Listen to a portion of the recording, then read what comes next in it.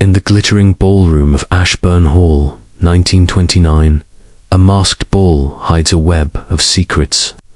When Clara Winthrop's priceless emerald necklace vanishes during a dance, Hercule Poirot steps into a maze of deception. A vengeful stranger in a white mask, a desperate accomplice, and whispered betrayals from the past unravel as Poirot hunts for the truth. With every clue a pearl brooch, a silver thread, a cryptic note, the stakes rise, leading to a midnight rendezvous where motives are unmasked. Will Poirot solve the mystery before the night ends, or will the shadows of vengeance prevail? Dive into a tale of elegance, intrigue, and revelation. Chapter 1. The Invitation. The autumn of 1929 had draped London in a mantle of crisp, golden air, and the city hummed with the subdued elegance of the season. In his impeccably ordered flat at Whitehaven Mansions, Mayfair, Hercule Poirot stood before a gilt-edged mirror, adjusting his bow tie with the precision of a watchmaker. His small, fastidious hands moved with deliberate care, ensuring the black silk sat perfectly symmetrical against the starched white of his shirt. The mirror reflected a man of compact stature, his egg-shaped head crowned with sleek, patent leather hair, his mustache a masterpiece of waxed curls that seemed to defy gravity. Poirot's green eyes, sharp as cut emeralds, gleamed with satisfaction at the image before him. Order and method, he often said, were the cornerstones of a civilized life.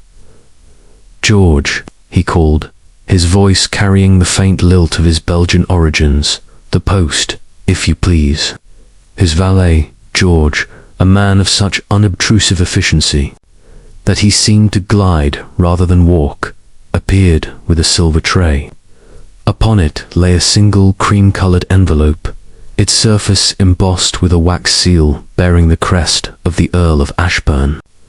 Poirot's eyebrows lifted a fraction, a sign of intrigue that George, after years of service, recognized as the prelude to an adventure. With a silver letter opener, Poirot slit the envelope with surgical precision, extracting a card of heavy stock. The invitation was written in an elegant hand, requesting his presence at a grand masked ball at Ashburn Hall, a storied estate nestled in the rolling hills of the Cotswolds. The occasion was to celebrate the Earl's recent engagement to Miss Clara Winthrop, an heiress whose fortune was whispered to rival that of royalty. Poirot's mustache twitched, a subtle signal of his piqued curiosity. "A masked ball, George," he mused, turning the card over in his gloved hands. "An event where faces are hidden and secrets, they dance as freely as the guests. C'est intéressant, n'est-ce pas?" "Very much so, sir," George replied, his tone as neutral as his pressed livery. "Shall I prepare your evening attire for travel?" "Oui, George. I shall attend." Poirot's eyes gleamed with the anticipation of a puzzle yet to be solved. "But first, tell me, what do you know of this Earl of Ashburn?" George, ever the repository of discreet gossip gleaned from London's upper echelons, cleared his throat. "The Earl of Ashburn, sir, is Lord Edward Haverford, the 9th Earl, a man of considerable wealth but reserved disposition. His family has held Ashburn Hall for generations, though it's said the estate's upkeep strains even their resources. His engagement to Miss Winthrop has caused some talk. Of fortune, they say, will secure the Hall's future. There are whispers, however, of old scandals tied to the Earl's late brother, Charles, who died some years ago under mysterious circumstances." Poirot's lips curved slightly. "Scandals, George, mon Dieu, they are the seasoning of any good mystery, and this Miss Winthrop, a young lady of 24, sir, the last of the Winthrop line, known for their shipping enterprises. Her inheritance is vast, but she's said to be of delicate health, though charming and accomplished.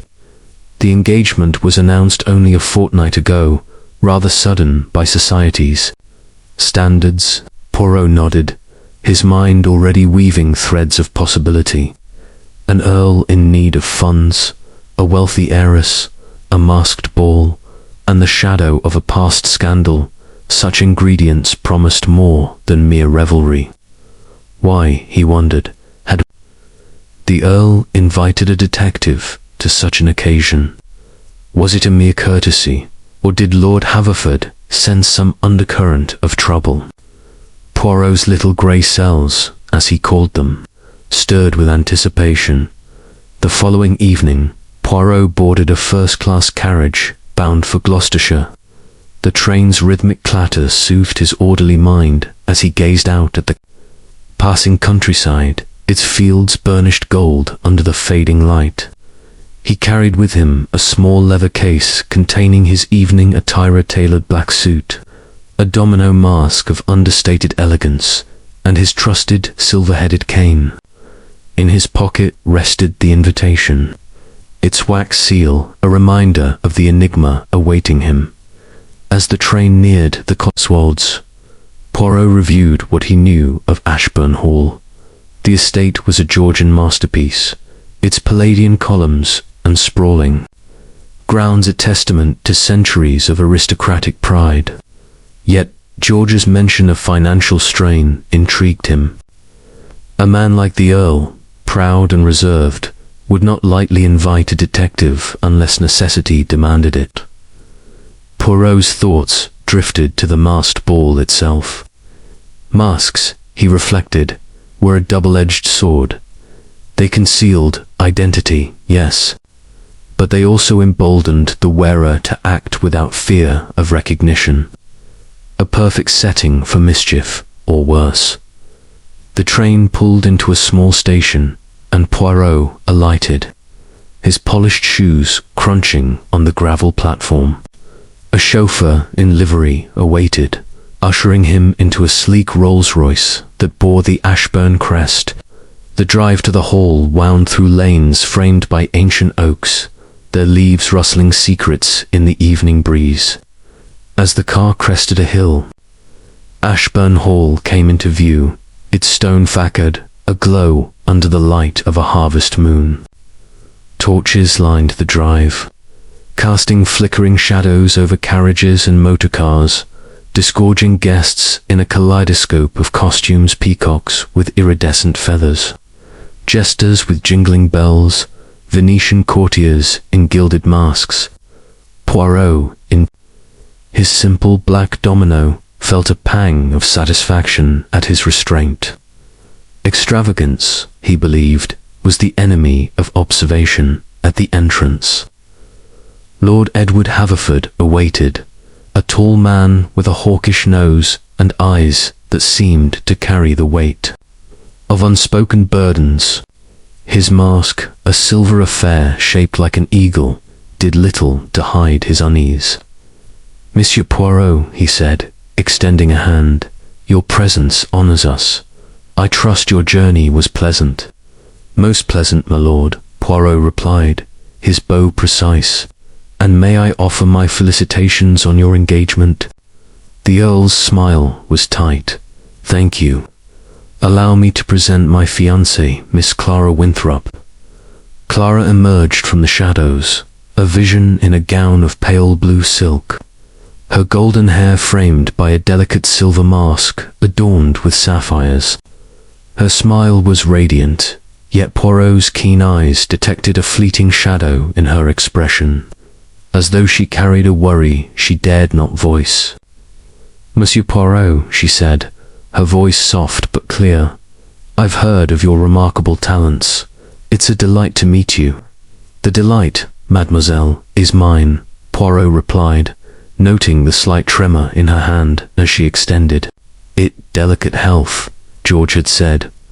Or was it nerves? The Earl gestured toward the ballroom. "Please, enjoy the evening. The festivities are just beginning." Poirot stepped into the grand ballroom, a cavernous space where a chandelier the size of a small carriage cast prisms of light over the polished parquet floor. The orchestra, tucked in an alcove, played a lilting waltz, and couples swirled in a symphony of color and motion. Masks lent an air of mystery, transforming the guests into characters from a fantastical tableau. Poirot declined a glass of champagne from a passing footman, preferring to keep his senses sharp. He stationed himself near a marble pillar, his small frame blending into the shadows as he observed the crowd. His gaze swept the room, cataloguing details with the precision of a jeweler. A woman in a crimson mask laughed too loudly, her gloved hand clutching the arm of a man whose scar peeked from beneath a half-mask. A group of young men in military-style costumes clustered near the punch bowl, their voices carrying hints of Oxford and privilege. And then, at the edge of the room, near the refreshment table, stood a figure who drew Poirot's attention like a magnet. The man wore a stark white mask that covered his entire face, its blankness giving him an almost ghostly appearance. His dark eyes, visible through narrow slits, scanned the crowd with a purposefulness that set him apart from the revelers. He moved with a quiet grace, his black cloak flowing like ink, and Poirot's instincts prickled. This was no ordinary guest. Poirot sipped a glass of water, feigning disinterest as he watched the stranger. The man's hands, ungloved, were pale and long-fingered, suggesting a life of refinement rather than labor. Yet there was something in his posture coiled tension, like a cat poised to spring, that suggested he was here for more than dancing. Poirot made a mental note to keep him in sight. The music swelled, and the crowd parted to reveal Clara Winthrop taking the floor with the Earl. Her gown shimmered under the chandelier, and her laughter rang out, though Poirot noted it lacked true warmth. He edged closer, his small stature allowing him to weave through the throng unnoticed. As he passed the refreshment table, he overheard a snatch of conversation between the woman in the crimson mask and the scarred man. "You mustn't tell him." "Lydia," the man hissed, his voice low but urgent. "It will ruin everything, ruin." The woman retorted, her tone sharp. "You think I care for your schemes, Richard? I've had enough of your promises." Poirot's ears pricked at the names Lydia and Richard. He filed them away, along with the bitterness in their exchange. A family quarrel, perhaps, or something more sinister. Before he could approach, the stranger in the white mask moved past, his cloak brushing the edge of a table. Poirot followed, at a discreet distance, but the crowd closed around him, and the stranger vanished into the sea of masks. The waltz reached its crescendo, and the dancers spun with abandon. Poirot's eyes darted back to Clara, who was now dancing with a new partner, a tall man in a harlequin mask. Her movements were graceful, but her smile seemed strained. Poirot's mind churned. The invitation, the Earl's unease, Clara's shadowed expression, the stranger's watchful presence. And now this quarrel between Lydia and Richard each was a thread in a tapestry yet to be woven. Suddenly, a scream shattered. The music, the orchestra faltered, and the dancers froze as Clara Winthrop staggered forward, her hand clutching her throat. Her silver mask slipped slightly, revealing eyes wide with shock. "My necklace," she gasped, her voice carrying across the silent room. "It's gone." The crowd erupted in murmurs, and the Earl rushed to her side, his face ashen. "What? Do you mean gone?" he demanded. "The emerald," Clara whispered, her fingers trembling as they traced the bare skin of her neck. "The Winthrop emerald, it's been stolen." Poirot stepped forward, his presence commanding despite his diminutive stature. "Madame et messieurs," he said, his voice cutting through the chaos with the clarity of a bell, "remain where you are, Hercule Poirot will investigate this matter. He approached Clara, his eyes scanning her neck. A faint red mark marred her skin where the necklace's clasp had been. It was torn off, he murmured to himself, but with precision. Not haste. He turned to the Earl. "My lord, I will need a list of all guests, and no one is to leave until I have spoken with them." The Earl nodded, his jaw tight. "Of course, Monsieur Poirot, whatever you need." Poirot's gaze swept the room once more, searching for the stranger in the white mask. But the ghostly figure was gone, swallowed by the crowd, or perhaps slipped into the night. Poirot's moustache twitched again, this time with determination. A theft at a masked ball, a stranger with no name, and a web of secrets beginning to unravel. This was a puzzle worthy of Hercule Poirot, as the guests whispered, and the orchestra struck up a tentative tune. Poirot's little grey cells hummed with purpose. The dance had only just begun. Chapter 2. The arrival at Ashburn Hall. The Rolls-Royce purred along the winding Gloucestershire lanes, its headlights cutting through the gathering dusk as Hercule Poirot sat in the cushioned interior, his gloved hands folded over the silver head of his cane. The countryside, bathed in the amber glow of an autumn twilight, unfolded in a series of hedgerows and rolling hills, each more picturesque than the last. Yet Poirot's mind was not on the scenery. His thoughts turned inward, sifting through the fragments of information he had gleaned about Ashburn Hall and its inhabitants. The Earl's invitation, so unexpected, lingered in his mind like an unanswered question. Why invite a detective to a celebration of love? Was it a precaution, a gesture of prestige, or a silent plea for vigilance? Poirot's green eyes narrowed, his moustache giving a faint quiver of anticipation. The car slowed as it approached the estate, and Ashburn Hall came into view, a monument of Georgian grandeur rising against the backdrop of a harvest moon. Its stone facade, flanked by towering columns, gleamed with an almost spectral radiance, as though the house itself were aware of the secrets it harbored. Torches lined the gravel drive, their flames dancing in the cool evening air, casting shadows over a procession of carriages and motor cars. Guests alighted in a pageant of costumes, their masks transforming them into fantastical figures, peacocks with plumes that shimmered, jesters with bells that jingled softly, and courtiers in velvet and gold, their faces half hidden by ornate Venetian designs. Poirot, in his simple black domino mask and tailored evening suit, felt a quiet satisfaction in his restraint. Extravagance, he believed, clouded the mind. Simplicity sharpened it. The chauffeur opened the door, and Poirot stepped onto the gravel, his polished shoes crunching with deliberate precision.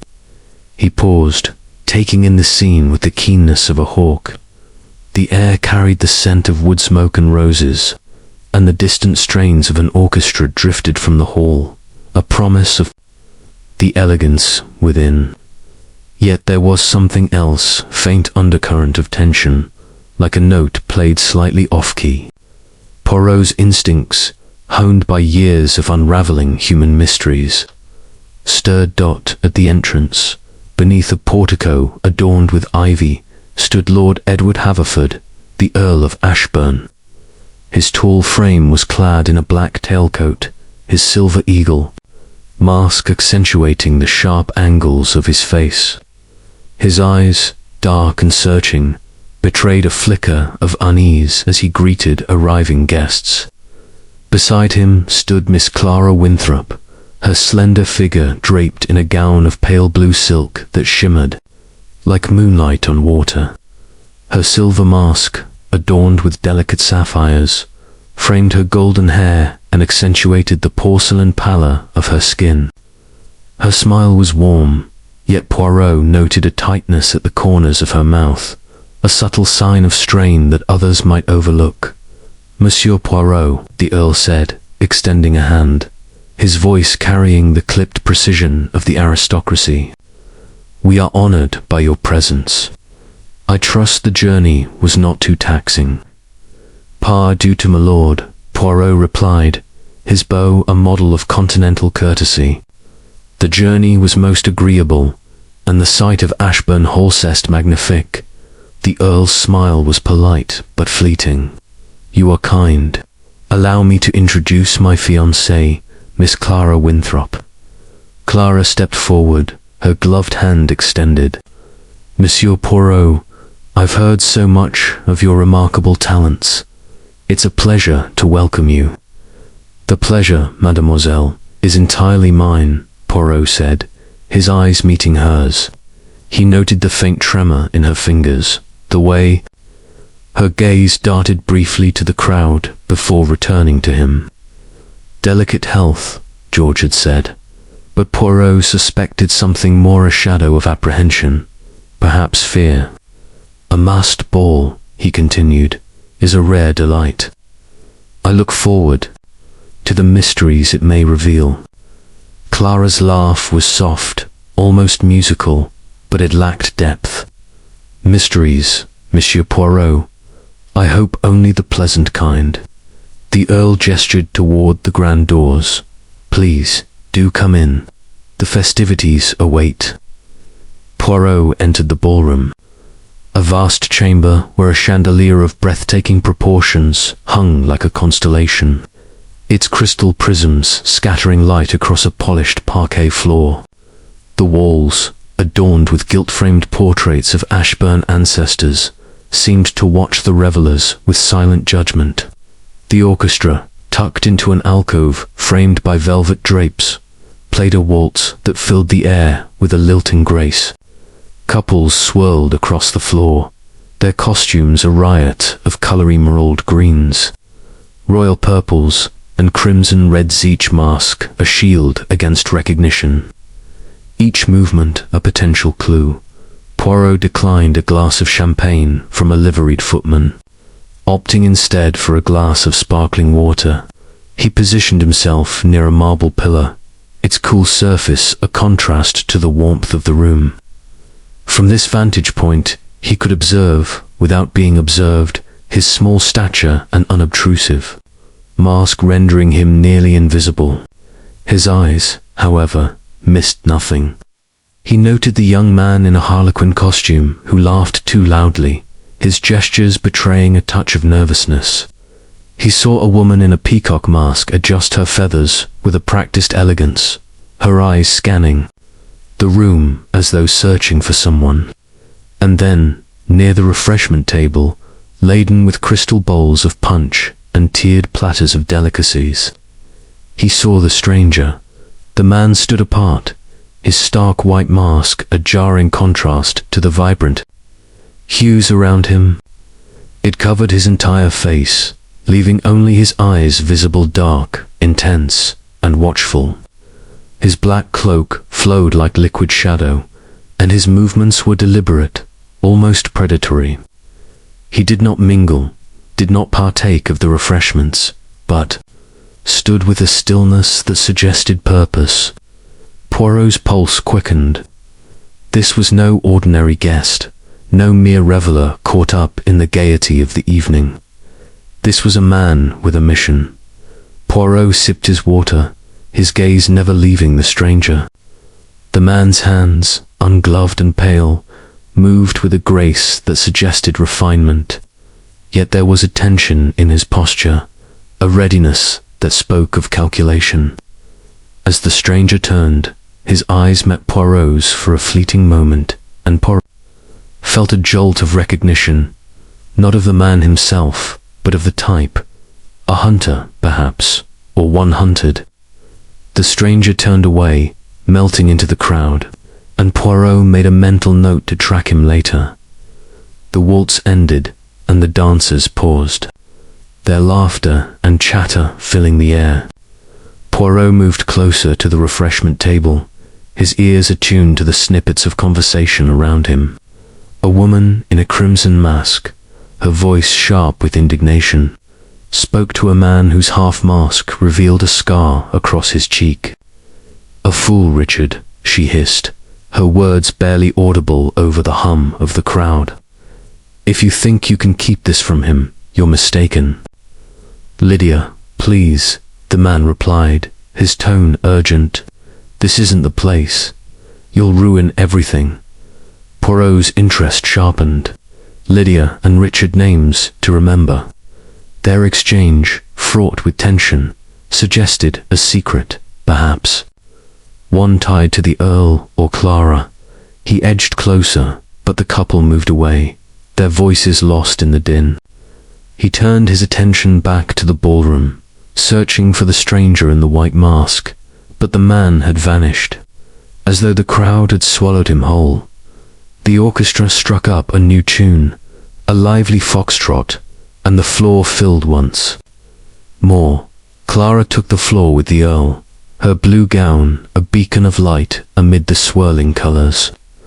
Poirot watched her closely, noting the way her smile faltered when she thought no one was looking. The Earl, too, seemed distracted, his eyes darting to the edges of the room as though expecting trouble. Poirot's mind churned, piecing together the fragments of what he had seen and heard. The Earl's unease, Clara's strained composure, the stranger's watchful presence, and now this quarrel between Lydia and Richard Teach was a thread in a tapestry of intrigue. He moved toward the French doors that led to the terrace, seeking a moment of quiet to organize his thoughts. The cool night air was a welcome contrast to the warmth of the ballroom, and the scent of roses from the gardens below filled his senses. He leaned against the balustrade, his eyes scanning the grounds. The moon cast long shadows, and for a moment, he thought he saw a figure in a white mask near the rose arbor, but when he looked again, it was gone. Poirot's moustache twitched. "The little grey cells, they are awake," he murmured to himself. "And they tell me that this ball, it is not what it seems." As he turned to re-enter the ballroom, a scream rent the air, sharp and piercing. The music faltered, and the dancers froze as Clara Winthrop staggered forward, her hand clutching her throat. Her silver mask had slipped, revealing a face pale. "With shock, my necklace," she cried, her voice trembling. "The Winthrop emerald, it's gone." The crowd erupted in whispers, and the Earl rushed to her side, his face a mask of dismay. "What do you mean, gone?" he demanded, his voice hoarse. "It was there," Clara said, her fingers tracing the bare skin of her neck. "And now it's been stolen." Poirot stepped forward, his presence a calming force amid the chaos. "Madame et messieurs," he said, his voice clear and commanding, "please, remain calm. Hercule Poirot will take charge of this matter." He approached Clara, his eyes examining the faint red mark where the necklace's clasp had been. "A theft so precise," he murmured, "requires skill and opportunity." He turned to the Earl. "My lord, I will need a private room to question those who were near Mademoiselle Winthrop during the dance. And no one, I repeat, no one is to leave this hall." The Earl nodded, his expression grim. "Of course, Monsieur Poirot. Whatever you require." Poirot's gaze swept the room once more, searching for the stranger in the white mask. But the ghostly figure was nowhere to be seen, and instincts told him that this theft was only the beginning of the night's mysteries. Chapter 3. The First Discord, the Ballroom of Ashburn Hall. Moments ago, a whirl of color and music, now hummed with a different energy, restless, murmuring unease that spread like ripples on a pond. The orchestra, caught off guard by Clara Winthrop's scream, had faltered into silence. and the guests stood in clusters, their masked faces turned toward the center of the room where Hercule Poirot now stood beside the trembling heiress. The chandelier's light, so festive before, cast stark shadows across the polished floor, lending an almost theatrical gravity to the scene. Poirot's small, immaculate figure commanded attention, his black domino mask doing nothing to diminish the authority in his posture. His green eyes, sharp and unyielding, swept the crowd, noting every glance, every whisper, every nervous gesture. "Madame et messieurs," he said, his voice cutting through the murmurs with the precision of a blade, "there is no cause for alarm. A theft has occurred. But Hercule Poirot is here, and the matter will be resolved. I ask that you remain where you are, and refrain from leaving the room until I have made my preliminary inquiries." The Earl, his silver eagle mask glinting, stepped forward, his face pale beneath it. "Monsieur Poirot, you have my full support." "What do you need?" "A private room, my lord," Poirot replied, "where I may speak with Mademoiselle Winthrop and those who were near her during the dance, and a list of all guests, if you please, with any details of their invitations." The Earl nodded, gesturing to a footman. "See to it at once." He turned to Clara, who stood clutching her throat, her blue gown shimmering faintly as she trembled.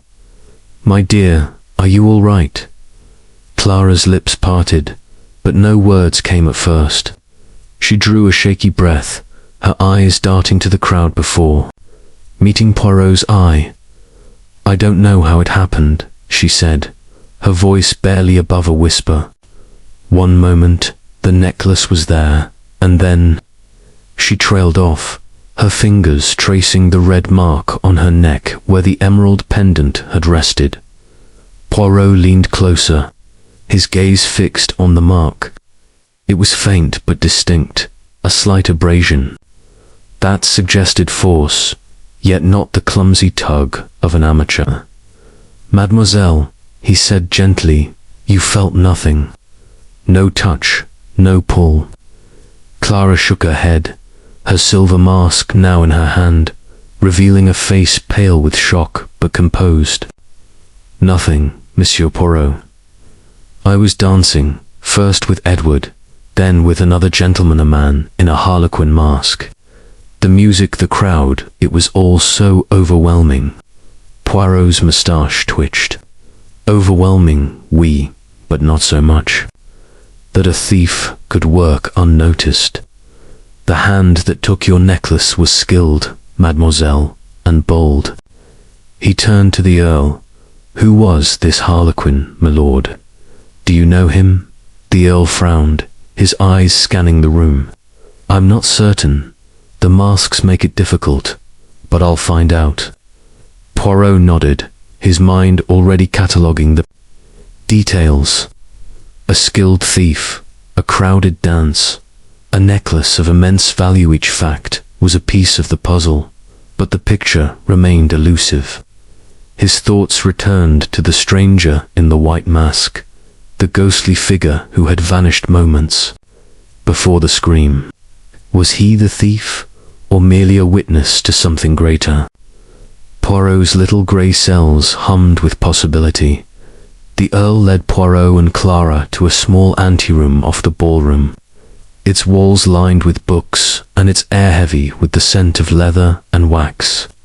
A fire crackled in the grate, casting a warm glow over the scene. Poirot motioned for Clara to sit, noting the way her hands twisted in her lap, a sign of nerves she could not fully conceal. The Earl stood by the door, his posture rigid, as though bracing for further calamity. Mademoiselle Poirot began, his tone soothing yet probing. "Tell me precisely what happened during the dance.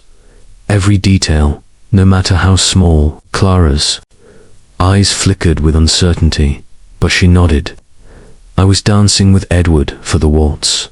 It was lovely, though I felt watched, somehow. After the waltz, a gentleman in a harlequin mask asked me to dance the foxtrot. He was polite, charming even, but I didn't know him.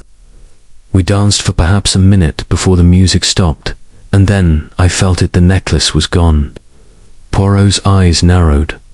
This harlequin, he was close to you, His hands, did they touch your neck? Clara hesitated, her brow furrowing. I don't think so. His hands were on my waist, my shoulder, nothing unusual for a dance, but it happened so quickly. Poirot leaned back, his fingers steepled. And the crowd, mademoiselle? Did you notice anyone near you, perhaps someone who pressed too close? Clara shook her head. It was a blur of masks and colors. I'm sorry, Monsieur Poirot. I wish I could be more helpful. You are helpful, mademoiselle, Poirot said, his voice reassuring. The absence of a clue is itself a clue. He turned to the Earl. My lord, I must speak with those who danced near Mademoiselle Winthrop, and I must see this harlequin. The Earl nodded, dispatching a footman to summon the relevant guests.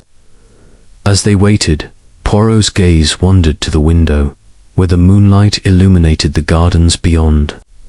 He recalled the stranger in the white mask, his purposeful movements, his watchful eyes. Could he have orchestrated the theft in the chaos of the dance? Or was he, too, a piece of the puzzle? The door opened, and 3 guests entered, each still masked, their costumes a study in contrasts. The first was a young man in a military-style uniform, his mask a simple black affair that revealed a strong jaw and a nervous smile. The second was a woman in a peacock mask, her feathers trembling as she moved, her eyes sharp with curiosity. The third was the man in the harlequin mask, his costume a patchwork of diamonds in red and black. His movements fluid but guarded.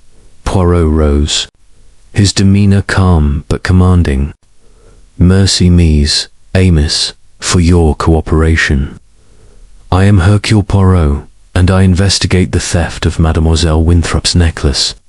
You were all near her during the foxtrot. The young man in the military mask nodded. Yes, sir, I was dancing with Miss Eleanor Drayton, just a few steps away. The woman in the peacock mask inclined her head. I was nearby, Monsieur Poirot, but I saw nothing unusual. The room was so crowded. Poirot's gaze settled on the harlequin. And you, monsieur, you danced with Mademoiselle Winthrop. What do you recall?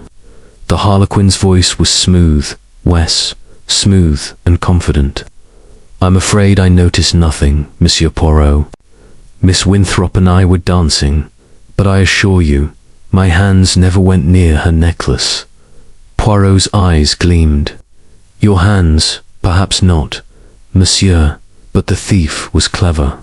Tell me, what is your name? Henry Marlowe, the man replied, his tone steady but his eyes wary. I'm a friend of Lord Ashburn's cousin, invited at his request. Poirot made a mental note of the name and the connection. And you saw no one else near Mademoiselle Winthrop? No one who might have brushed against her? Marlowe shook his head. It was a crush of people. I was focused on the dance. Poirot dismissed the trio, his mind turning over their responses. None had betrayed obvious guilt, but the harlequin's composure was almost too perfect.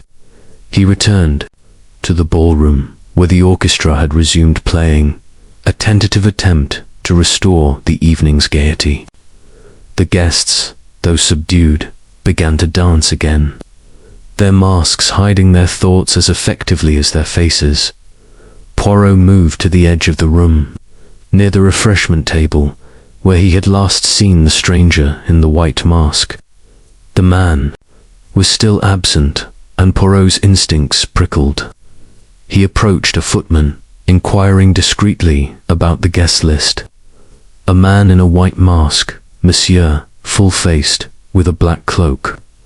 Do you recall him? The footman frowned. "I saw such a man, sir, but he wasn't on the list. I checked at the door. He claimed to be a friend of the Earl's late brother, Charles, and was admitted." Poirot's pulse quickened. Charles, the Earl's disgraced brother, whose death had been shrouded in scandal. The stranger's presence, uninvited and purposeful, was no coincidence. Poirot stepped onto the terrace, the cool air sharpening his senses. The gardens stretched out below, their shadows long and dark under the moonlight. He scanned the grounds, his eyes catching a faint movement near the rose arbora. Flicker of white. Gone in an instant. He descended the steps, his cane tapping softly on the stone path. At the arbor, he found nothing but a single rose petal, crushed underfoot, and a scrap of paper caught in the thorns. He retrieved it, unfolding it to reveal a few scrawled words. "Midnight, conservatory." Poirot's mustache twitched. A rendezvous, perhaps, or a signal. He pocketed the note, his mind racing. The theft was no random act. It was planned, precise, and tied to something deeper, an old grudge, a hidden debt, or a secret buried in the Ashburn family's past. The stranger in the white mask was the key, and Poirot vowed to find him before the night was out.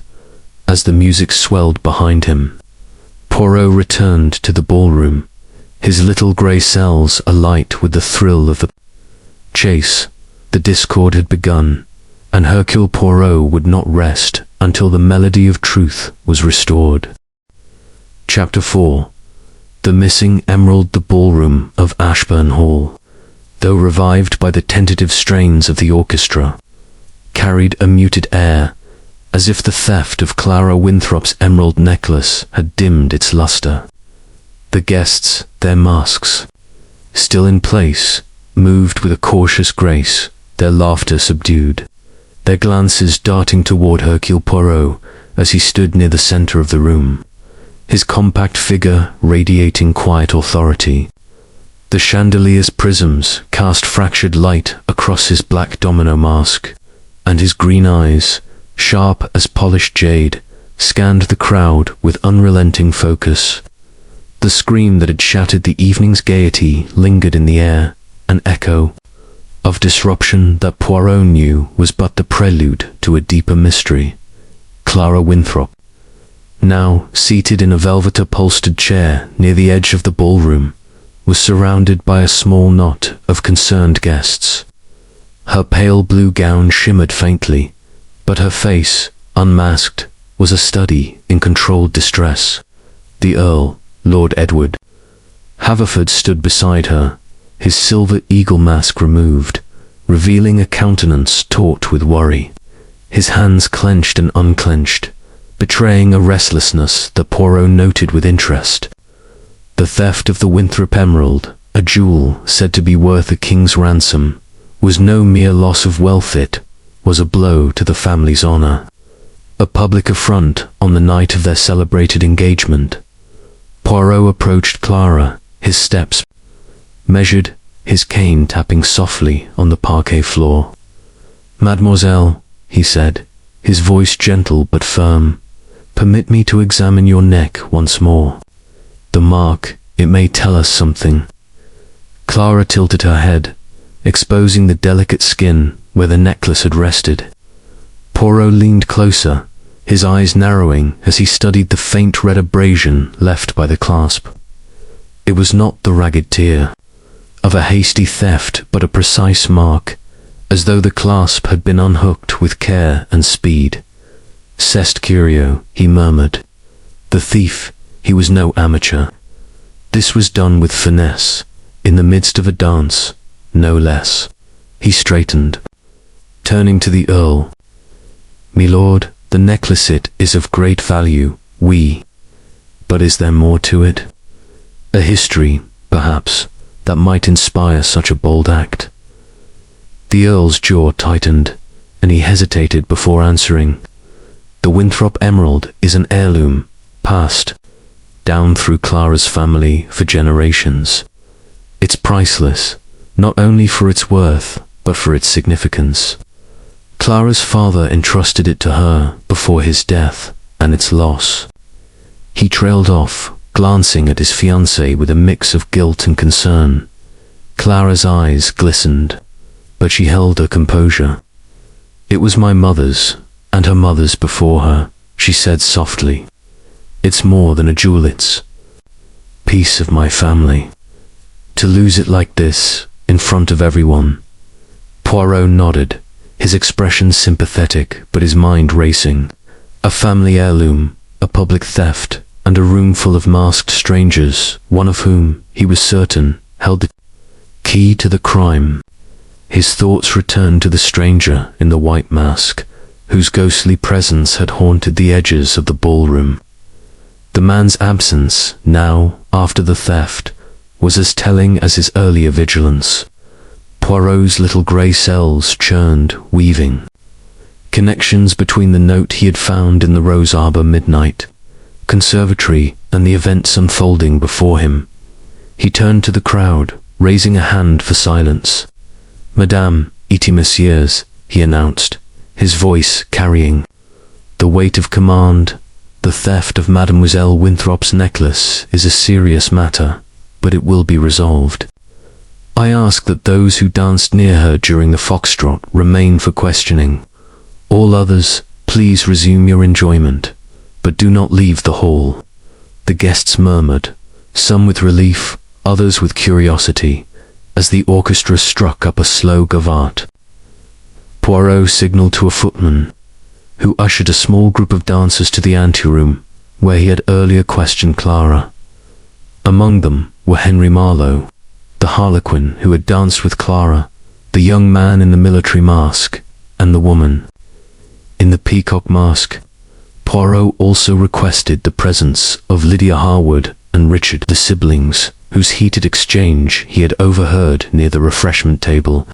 Their names, linked to a quarrel about secrets and ruin, lingered in his mind like a discordant note in the anteroom. The fire's glow cast long shadows across the bookshelves, creating an intimate yet oppressive atmosphere. Poirot stood before the group, his small stature belied by the intensity of his presence. "Mercy for your cooperation," he began, his eyes moving from one masked face to another. "The emerald was taken during the foxtrot, a moment of chaos and closeness. Each of you was near Mademoiselle Winthrop. I ask you to recount what you saw, what you felt, what you heard." The young man in the military mask, who introduced himself as Captain Gerald Trent, spoke first. "I was dancing with Miss Drayton, just a few feet from Miss Winthrop. It was crowded, and I was focused on the steps. I didn't see anything unusual, I'm afraid." The woman in the peacock mask, Miss Eleanor Drayton, nodded in agreement. "It was a whirl of people, Monsieur Poirot. I noticed Miss Winthrop dancing with Mr. Marlowe, but nothing seemed amiss. The music was loud, the room warm, it was all quite distracting."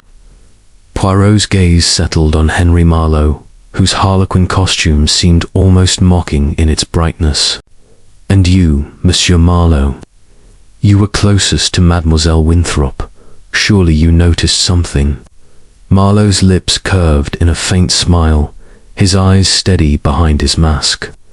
"As I told you before, Monsieur Poirot, I was absorbed in the dance. My hands were on Miss Winthrop's waist and shoulder, as is proper. I felt no movement near her neck, and I saw no one else approach her." Poirot's mustache twitched. Marlowe's composure was impeccable, but there was a glint in his eyes, a hint of amusement, perhaps, or defiance. "And yet," Poirot said, "the necklace was taken, monsieur, in the very moment you held her. A remarkable feat." Marlowe shrugged, his posture relaxed. "Remarkable, yes, but not my doing. Perhaps someone brushed against her in the crowd." Poirot turned to Lydia Harwood, whose crimson mask contrasted sharply with her pale, tense face. "Mademoiselle Harwood, you were not dancing, but you were near the refreshment table, close to the dance floor. Did you see anything unusual?" Lydia's lips parted, then closed, as though weighing her words. "I was preoccupied," she said at last. "I was speaking with my brother, Richard. I didn't notice Miss Winthrop until her scream." Richard, standing beside her, his scar visible beneath his half-mask, nodded curtly. "Same here. We were talking, not watching the dancers. I didn't see anything." Poirot's eyes lingered on the siblings. Their earlier argument, "You mustn't tell him, Lydia. It will ruin everything," echoed in his mind. Their denials were too quick, too aligned, and Poirot sensed a thread of deceit. "Preoccupied, you say," he mused. And yet, the refreshment table offered a clear view of the dance floor. "Curious, is it not, that you saw nothing?" Lydia's cheeks flushed, but she held his gaze. "It was a crowded room, Monsieur Poirot. One can't see everything." Poirot inclined his head, dismissing the group with a wave. "Merci, you may return to the ball. But rest assured, I will have more questions." As the guests filed out, Poirot remained in the anteroom, his mind sifting through their responses. Marlowe's calm, Lydia's defensiveness, Richard's curtness, each was a clue, though none pointed directly to the thief. His thoughts returned to the stranger in the white mask, whose absence now seemed deliberate. The note in the rose arbor suggested a planned rendezvous, and the theft, so expertly executed, hinted at a larger scheme. He stepped back into the ballroom, where the gavotte had given way to a waltz, and the guests, though still subdued, moved with renewed energy. Poirot scanned the room, searching for the white-masked stranger, but the man remained elusive. He approached a footman, his voice low. The guest in the white mask, the one who claimed friendship with the Earl's late brother, has he been seen since the theft? The footman shook his head. "Not that I've noticed, sir. He was near the terrace earlier, but I haven't seen him since." Poirot's lips pursed. The stranger's disappearance was no coincidence. He moved to the French doors, stepping onto the terrace once more. The night was cool, the moon casting silver light over the gardens. He descended the steps, his cane tapping rhythmically, and made his way to the rose arbor where he had found the note. The crushed petal and the scrap of paper, midnight conservatory, suggested a meeting yet to come. It was nearly 11, and Poirot resolved to be in the conservatory at the appointed hour. As he turned to re-enter the hall, a faint sound caught his ear, a rustle in the bushes beyond the arbor. He moved silently, his small frame blending into the shadows. There, near a stone bench, he glimpsed a figure in a black cloak, the white mask catching the moonlight. The stranger knelt, as though placing something beneath the bench, then rose, and vanished into the darkness. Poirot approached the bench, his heart quickening. He bent down, his gloved hand searching the ground. His fingers closed around a small object wrapped in silk, a brooch. Not the emerald necklace, but a delicate piece set with a single pearl. It was an odd find, out of place in the garden, and Poirot tucked it into his pocket, his mind racing. Was this a clue dropped by the stranger, or a deliberate misdirection? He returned to the ballroom, his resolve hardened. The emerald was still missing, the stranger was at large, and the night was far from over. The theft was not an isolated act, but part of a larger tapestry, woven with threads of motive, opportunity, and secrets buried in the shadows of Ashburn Hall. Poirot's little grey cells hummed with anticipation, for he knew the truth was within reach, waiting to be unravelled. Chapter 5.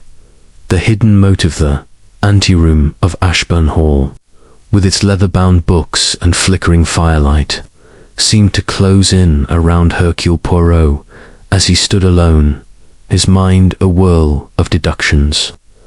The theft of Clara Winthrop's emerald necklace had cast a shadow over the masked ball, and the guests, though resuming their dances in the ballroom beyond, moved with a wariness that betrayed their unease.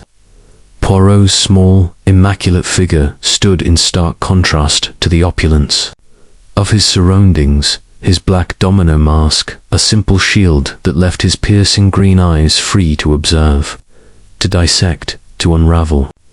The pearl brooch he had found beneath the garden bench rested in his pocket, a tangible clue that tugged at his thoughts like a loose thread in a tapestry. The note from the Rose Arbor Midnight Conservatory burned in his memory, a promise of revelations yet to come. Poirot's little grey cells were alight with questions.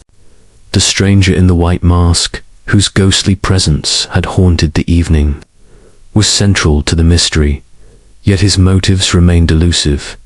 Was he the thief, or a player in a larger game? The precise theft of the emerald, executed in the whirl of a crowded dance, suggested not only skill but intent, a motive rooted in something deeper than mere greed. And then there were Lydia and Richard Harwood. Their heated exchange near the refreshment table, hinting at secrets they were desperate to conceal.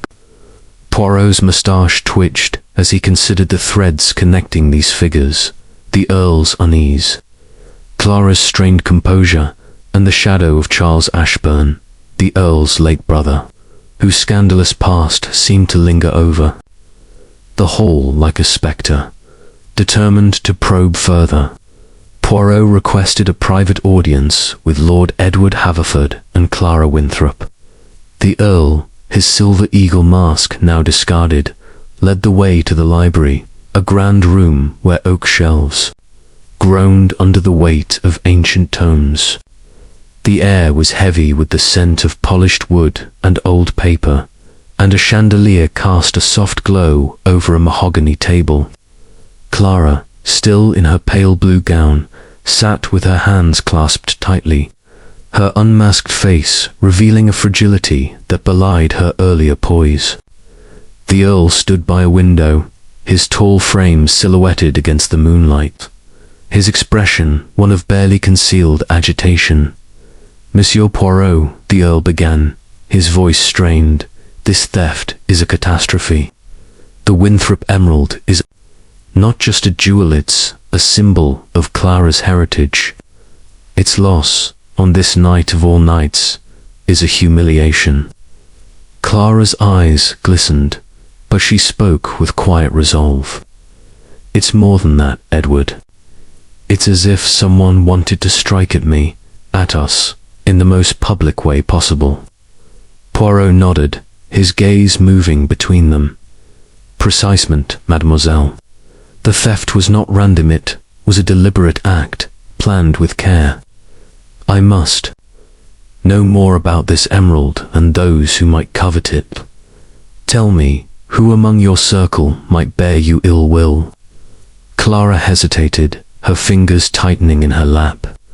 I don't like to accuse anyone, Monsieur Poirot, but there is my cousin, Lydia Harwood. She and her brother, Richard, were cut from my father's will after a disagreement. Lydia has never hidden her resentment." The Earl's jaw tightened, but he said nothing. Poirot's eyes gleamed. "This disagreement, mademoiselle, what was its nature?" Clara glanced at the Earl, as though seeking permission to speak. "It was years ago," she said at last. "My father believed Lydia and Richard had mismanaged family funds. He felt they were reckless, untrustworthy.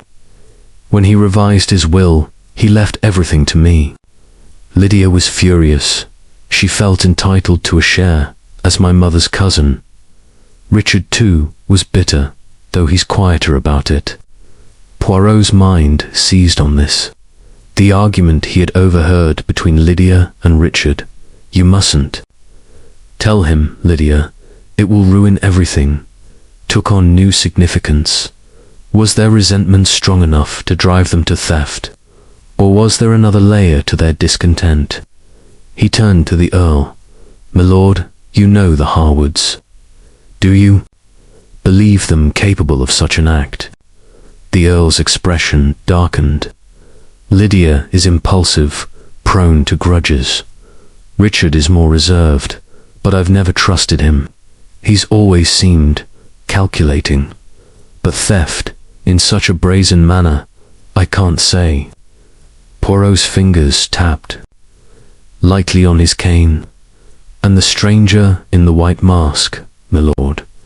The one who claimed friendship with your late brother, Charles. What do you know of him? The Earl's face paled, and he turned to the window, as though the moonlight could shield him from the question. Charles had many acquaintances, not all of them reputable. He was reckless, drawn to unsavory types. This stranger, I don't know him, but if he claims a connection to Charles, it can't be good. Poirot's mustache twitched. The Earl's evasiveness was telling, a sign that Charles's shadow loomed larger than he cared to admit. Charles, he died in a scandal. What was its nature? The Earl's shoulders stiffened. It's an old wound, Monsieur Poirot. Charles was involved in a business venture that went sour shipping deal with a man named Victor Crane. There were accusations of fraud, theft even. Charles took his own life before it could be resolved. The family has tried to put it behind us. Poirot's eyes narrowed. Victor Crane, a name to remember. Could the stranger in the white mask be this Crane, returned to settle an old score? The pearl brooch, the note, the theft all pointed to a motive rooted in the past. He turned to Clara. Mademoiselle, during the dance, did you notice anyone watching you closely, apart from your partner? Clara frowned, her brow furrowing. I felt observed, yes, but I couldn't say who. The masks, the crowd, it was all so confusing. But there was a moment, just before the foxtrot ended, when I thought I saw a man in a white mask near the edge of the dance floor. He was staring at me. Poirot's pulse quickened. And this man, he did not approach you? No, Clara said. He was gone by the time I looked again. Poirot filed this away, his mind weaving connections. The stranger's presence, the Harwood's resentment, the Earl's reticence about his brother each was a piece of the puzzle. But the full picture remained elusive. He thanked Clara and the Earl, dismissing them with a promise to continue his inquiries. As they left, he remained in the library, pacing slowly, his cane tapping a rhythm that matched the cadence of his thoughts. The pearl brooch, still in his pocket, was an anomaly. Why leave such an item in the garden? Was it a mistake, a clue, or a deliberate misdirection? He examined it under the chandelier's light, noting its delicate craftsmanship, a single pearl set in silver, simple yet elegant. It was not the emerald, but it carried significance, perhaps a token of another crime or a message from the thief. Poirot's thoughts turned to the note. Midnight. Conservatory. It was now 11:30, and the hour of the rendezvous was approaching. He resolved to be in the conservatory, hidden to observe whatever transpired. The stranger in the white mask was the key, and Poirot was determined to uncover his role in this drama. He returned to the ballroom, where the waltz had given way to a lively polka, and the guests, though still subdued, moved with forced cheer. Poirot scanned the crowd, searching for the white mask, but the stranger remained absent. He approached a footman, his voice low. "The conservatory, where is it located?"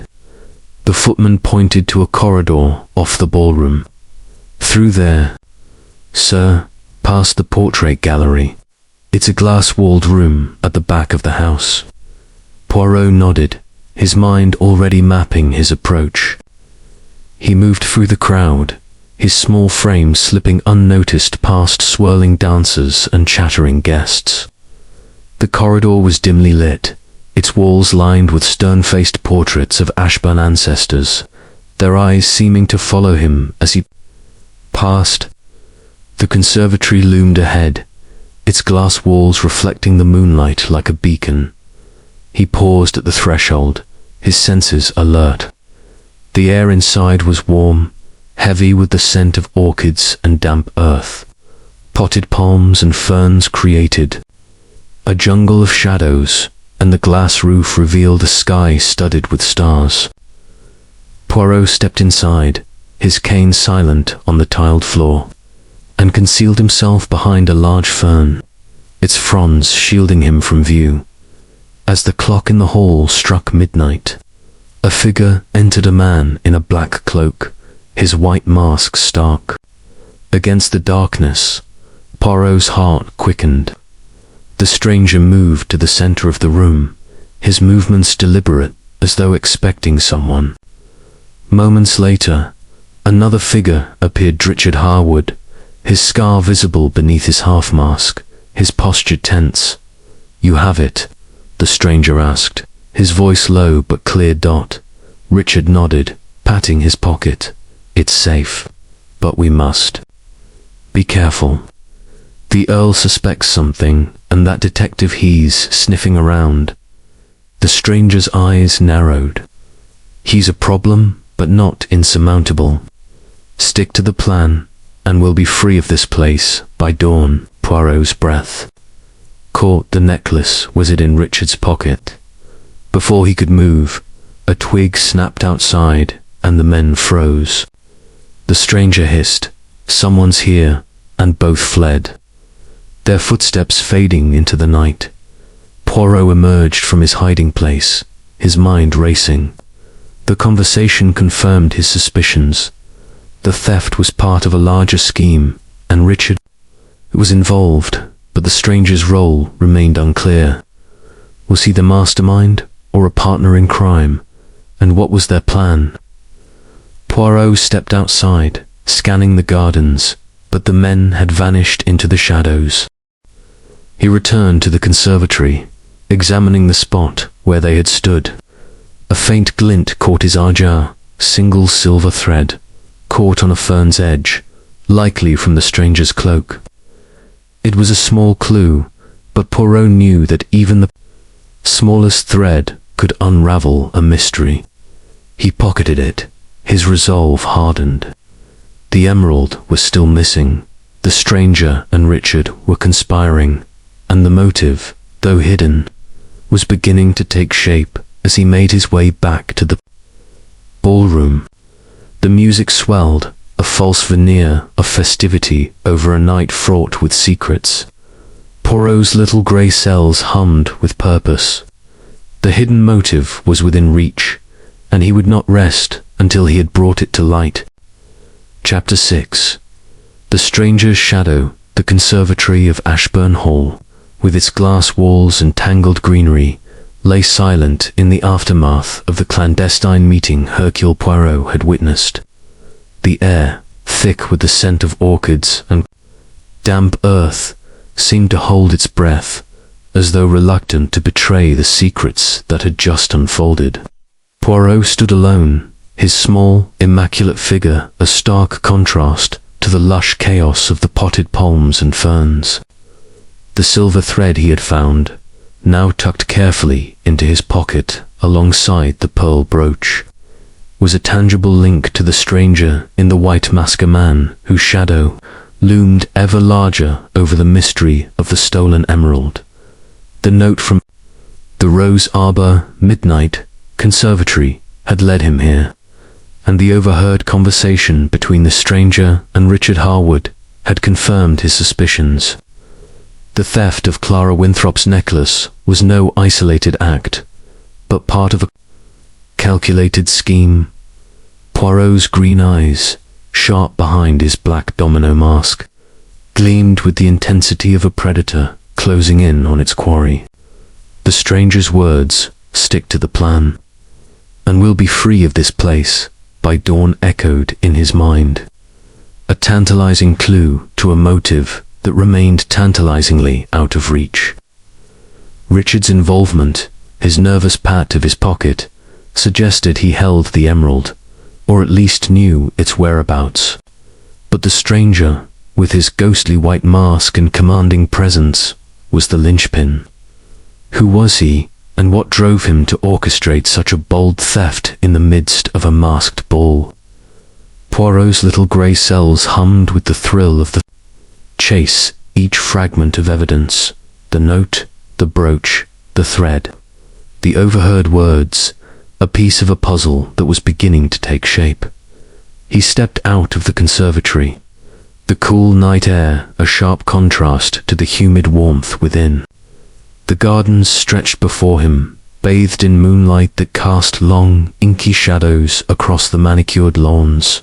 The rose arbor, where he had found the note, was a dark silhouette against the silver glow, and beyond it, the stone bench where the pearl brooch had been hidden. Poirot's thoughts turned to the stranger's deliberate act of concealment. Why leave the brooch? Was it a mistake, a token of another crime, or a deliberate breadcrumb meant to mislead? The stranger's shadow, elusive yet persistent, seemed to follow him as he moved through the night. Poirot re-entered the ballroom, where the music had shifted to a slow, mournful waltz, as though the orchestra sensed the undercurrent of unease that lingered among the guests. The chandelier's light flickered, casting prisms across masked faces, each a potential mask for deceit. The Earl, Lord Edward Haverford, stood near Clara Winthrop, his expression one of strained civility as he reassured guests who approached with murmured sympathies. Clara, her pale blue gown a beacon of elegance, sat with a forced smile, her unmasked face pale but composed. Poirot noted the way her eyes darted to the crowd, searching, perhaps for the thief or someone she feared. He made his way to the refreshment table, where he had first overheard Lydia and Richard Harwood's heated exchange. The memory of their words, "You mustn't tell him, Lydia. It will ruin everything," gnawed at him. Lydia's resentment of Clara's inheritance, as revealed in the library, provided a motive, but Richard's role in the conservatory meeting suggested a deeper complicity. Poirot's gaze swept the room, seeking the siblings, and found Lydia near a pillar, her crimson mask stark against her pale face. She was alone, her posture rigid, her eyes fixed on the dancers with an intensity that bordered on desperation. Poirot approached her, his manner courteous but probing. "Mademoiselle Harwood," he said, his voice low to avoid drawing attention. "A word, if you please." Lydia started, her gloved hand tightening on her fan. "Monsieur Poirot," she said, her tone guarded. "What do you want?" Poirot's moustache twitched. "Merely to understand, mademoiselle. You were near the refreshment table earlier, engaged in a spirited conversation with your brother, Richard. I could not help but overhear. You spoke of ruin, of secrets that must not be told. Perhaps you can enlighten me." Lydia's eyes widened, but she quickly regained her composure. "You misunderstand, Monsieur Poirot. It was a private matter, a family disagreement. Nothing to do with Clara's necklace." "Vraiment," Poirot said, his tone mild but his eyes piercing. "And yet, the theft occurred so close to your conversation. You resent Mademoiselle Winthrop's inheritance, do you not? It is natural, perhaps, to feel wronged when a fortune passes you by." Lydia's cheeks flushed beneath her mask. "I won't deny I was angry when my uncle cut us from his will. Clara was always his favorite, though she did nothing to earn it. But I'm no thief, Monsieur Poirot, and neither is Richard." Poirot inclined his head, his expression unreadable. Your loyalty to your brother is admirable, mademoiselle, but secrets, they have a way of unraveling. If you know something, anything that could shed light on this theft, I urge you to speak. Lydia's lips parted, then closed, as though wrestling with a confession. I can't, she said at last, her voice barely audible. You'll have to ask Richard. Poirot nodded, dismissing her with a slight bow. Her reluctance was telling a sign that the Harwood secrets were intertwined with the night's events. He scanned the ballroom for Richard, but found no trace of him, more of the stranger in the white mask. The clock on the mantel showed midnight, and the conservatory meeting had already scattered its participants into the night. Mind raced, piecing together the fragments, the stranger's commanding presence, Richard's complicity, Lydia's guardedness, and the Earl's reticence about his brother Charles's scandal. He moved to the French doors, stepping once more onto the terrace. The gardens were quiet now, the moonlight casting a silver sheen over the roses and hedges. Poirot retraced his steps to the rose arbor, his cane tapping softly on the stone path. The crushed petal and the note were gone, but the memory of the stranger's fleeting presence lingered. He knelt near the arbor, his gloved hands searching the ground for any further clues. His fingers brushed against something small and harder cufflink, silver and engraved with the initials V.C. Poirot's pulse quickened. Victor Crane, the man tied to Charles Ashburn's scandal, as mentioned by the Earl, was the stranger. Indeed, Crane returned to exact revenge or reclaim a debt. Poirot pocketed the cufflink, his mind alight with possibilities. The pearl brooch, the silver thread, the cufflink each was a thread in the tapestry, pointing to a motive rooted in the past. Charles Ashburn's death, shrouded in accusations of fraud and theft, seemed to be the key. Had the emerald itself been part of that scandal? Was the theft an act of retribution, or a means to an end? He returned to the ballroom, his resolve hardened. The guests, now dancing a lively mazurka, seemed oblivious to the drama unfolding in the shadows. But Poirot's eyes missed nothing. He approached a footman, his voice low. The guest in the white mask, has he been seen since the theft? The footman shook his head. Not since earlier, sir. He was near the terrace, then vanished. Some of the staff thought he looked out of place, like he didn't belong. Poirot's lips pursed. Out of place, but very much a part of this puzzle. He thanked the footman and moved to the edge of the dance floor, where Clara and the Earl were engaged in a quiet conversation. Clara's face was pale, her eyes shadowed with worry, but she managed a smile as Poirot approached. Monsieur Poirot, she said, have you found anything? The necklace, it means so much to me. Poirot bowed slightly. I have found clues, mademoiselle, but the emerald remains hidden. Tell me, do you know a man named Victor Crane? Clara's eyes widened, and the Earl's head snapped up. Crane, the Earl said, his voice sharp. He was my brother's business partner, a man of dubious character. He disappeared after Charles's death. Why do you ask? Poirot's gaze was steady. A name, my lord, that surfaces in connection with this affair. I believe the stranger in the white mask may be linked to him. If you know anything of Crane's whereabouts or motives, it would aid my investigation. The Earl's face darkened. Crane blamed Charles for the collapse of their venture. He claimed Charles cheated him, stole from him. But Charles was no thief. He was reckless, yes, but not dishonest. Crane's accusations drove him to despair. Poirot nodded, his mind cataloguing the Earl's words. The stranger's shadow was growing clearer, a figure tied to a past betrayal, perhaps seeking to reclaim what he believed was his.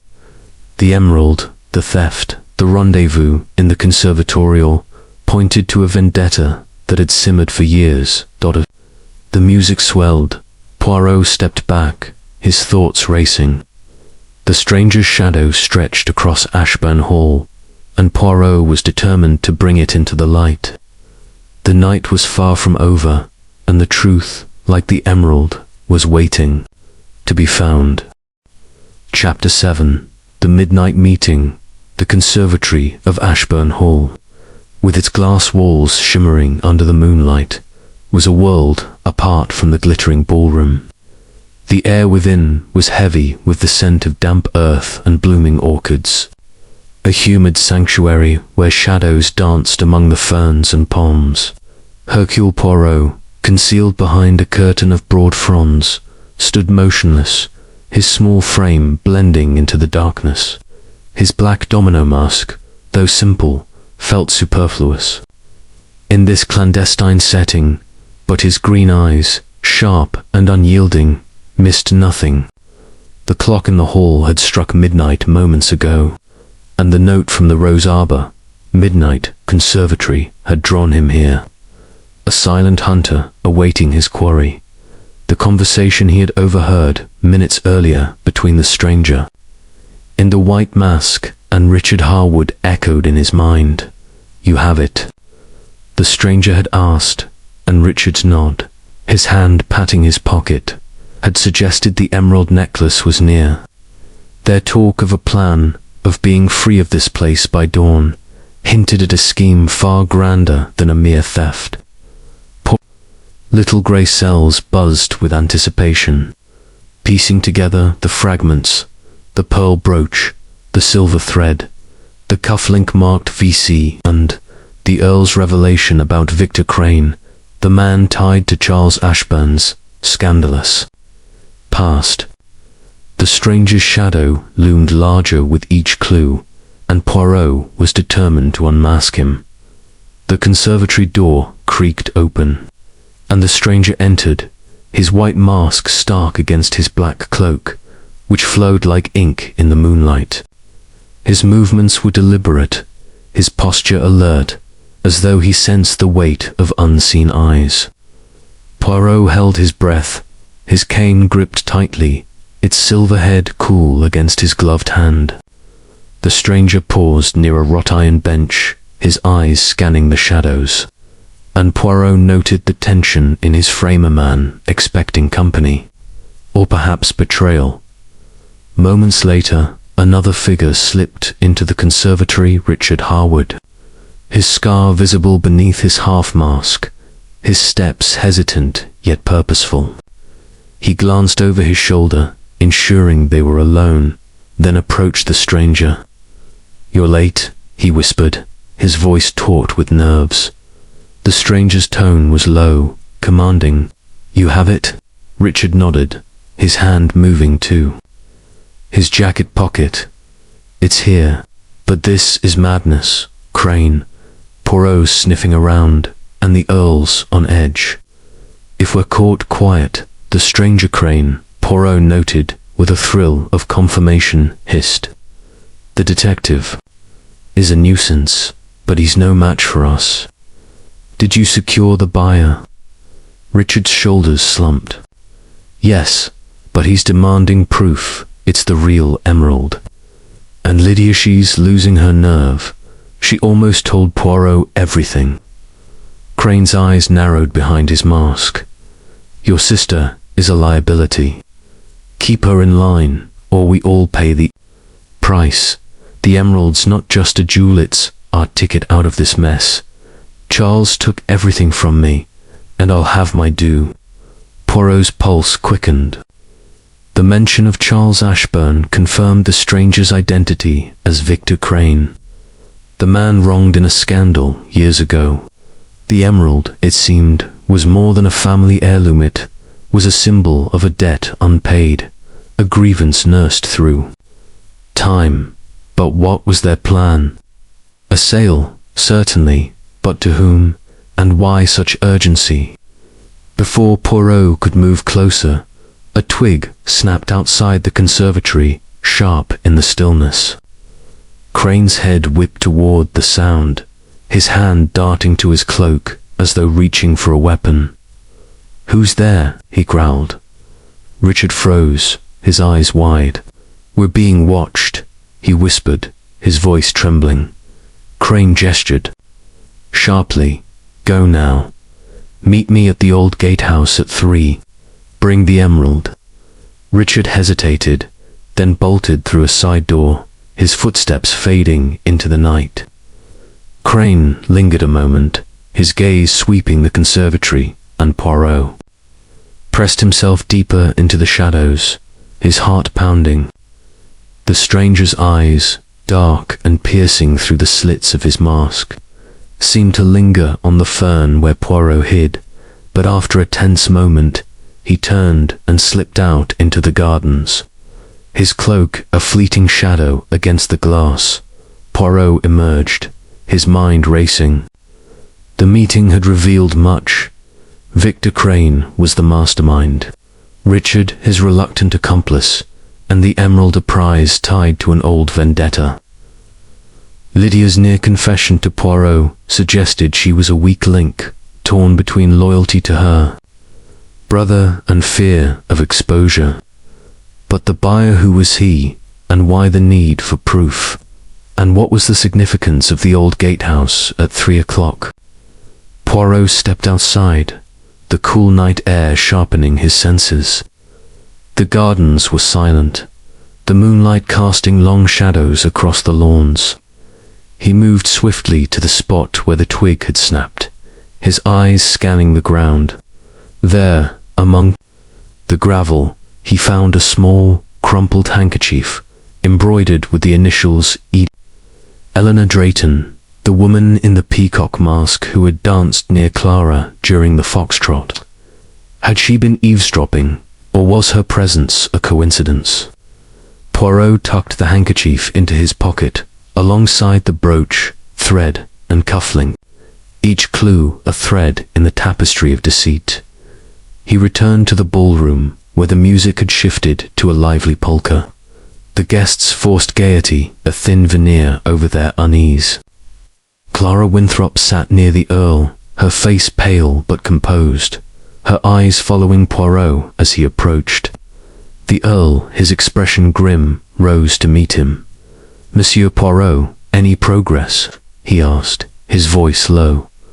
Poirot inclined his head. "Progress, oui, my lord, but the emerald remains hidden. I have learned something of the thief's motives. However, tell me, what do you know of an old gatehouse on the estate?" The Earl frowned. "The gatehouse?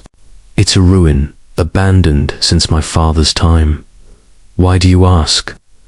"A suspicion, my lord," Poirot said, his tone evasive. "It may be relevant. And Mademoiselle Drayton she, is known to you." Clara spoke up, her voice soft.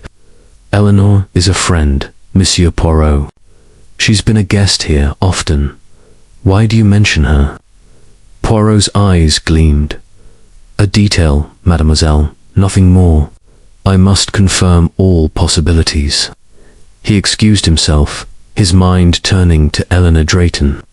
Her handkerchief, found near the conservatory, placed her at the scene of the meeting. Was she an accomplice, a spy, or merely a curious bystander? He sought her out in the ballroom, finding her near the refreshment table, her peacock mask catching the light as she sipped champagne. "Mademoiselle Drayton," he said, his voice courteous, "a moment of your time." Eleanor turned, her eyes wary behind her mask. "Monsieur Poirot, of course. Have you found Clara's necklace?" "Not yet," Poirot said, watching her closely. "But I wonder if you might have seen something. You were near the conservatory at midnight. Oui?" Eleanor's hand tightened on her glass, but her smile remained steady. "The conservatory. I stepped outside for air, but I didn't go that far. Why do you ask? Poirot produced the handkerchief, holding it delicately between his fingers. This was found near the conservatory, mademoiselle. It bears your initials, Ellen. Smile faltered, but she recovered quickly. Oh, that old thing. I must have dropped it earlier. I often walk in the gardens during balls. It's so stuffy inside. Poirot's moustache twitched. Her explanation was plausible, but her quickness to dismiss it was telling. Of course, mademoiselle, but if you recall anything anyone you saw, it would aid my investigation. Eleanor nodded, her eyes flickering with something Poirot could not quite name, fear perhaps, or guilt. I'll let you know if I remember anything, Monsieur Poirot. He bowed, dismissing her, but his mind was far from satisfied. Eleanor's presence at the conservatory, even if accidental, added another layer to the mystery. Was she involved with Crane and Richard, or was she pursuing her own agenda? The old gatehouse, mentioned by Crane, loomed in his thoughts as the next piece of the puzzle. Poirot glanced at the clock, 12:30. There were still hours before the 3 o'clock rendezvous at the gatehouse, but he could not afford to wait. He approached a footman, his voice low. The old gatehouse, where is it located? Beyond the west garden, sir, the footman replied. It's a crumbling stone building, hidden by oaks. No one goes there anymore. Poirot nodded, his resolve hardening. The stranger's shadow stretched across Ashburn Hall, and the midnight meeting had revealed its outlines. Victor Crane, Richard Harwood, and perhaps Eleanor Drayton were pieces in a game of vengeance and greed. The emerald was the prize, but the motive tied to a scandal long buried was the heart of the mystery.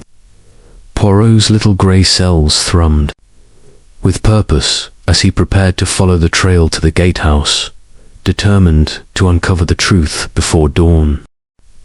Chapter 8. The clue in the mask. The ballroom of Ashburn Hall, though still alive with the strains of a lilting waltz, had lost its earlier exuberance. The theft of Clara Winthrop's emerald necklace hung over the guests like a storm cloud, their masked faces betraying flickers of unease beneath the veneer of festivity. Hercule Poirot, his compact figure moving with purposeful grace, stood near the edge of the dance floor, his black domino mask a stark contrast to the flamboyant costumes around him. His green eyes, sharp and unyielding, scanned the crowd, searching for the elusive stranger in the white mask. Victor Crane, as he now suspected, whose shadow had grown ever more distinct with each revelation. The midnight meeting in the conservatory, where Crane and Richard Harwood had discussed their plan, had confirmed Poirot's suspicions of a deeper conspiracy. The pearl brooch, the silver thread, the cufflink marked VC. And now Eleanor Drayton's handkerchief clue was a thread in a tapestry of intrigue, and Poirot's little grey cells were alight with the challenge of weaving them together. The clock on the mantel showed 1 o'clock, leaving 2 hours until the rendezvous at the old gatehouse mentioned by Crane. Poirot knew he could not afford to linger. Yet the ballroom still held secrets waiting to be uncovered. The faint silver thread he had found in the conservatory, likely from Crane's cloak, suggested a carelessness that intrigued him. Was it a mistake, or was Crane deliberately leaving a trail?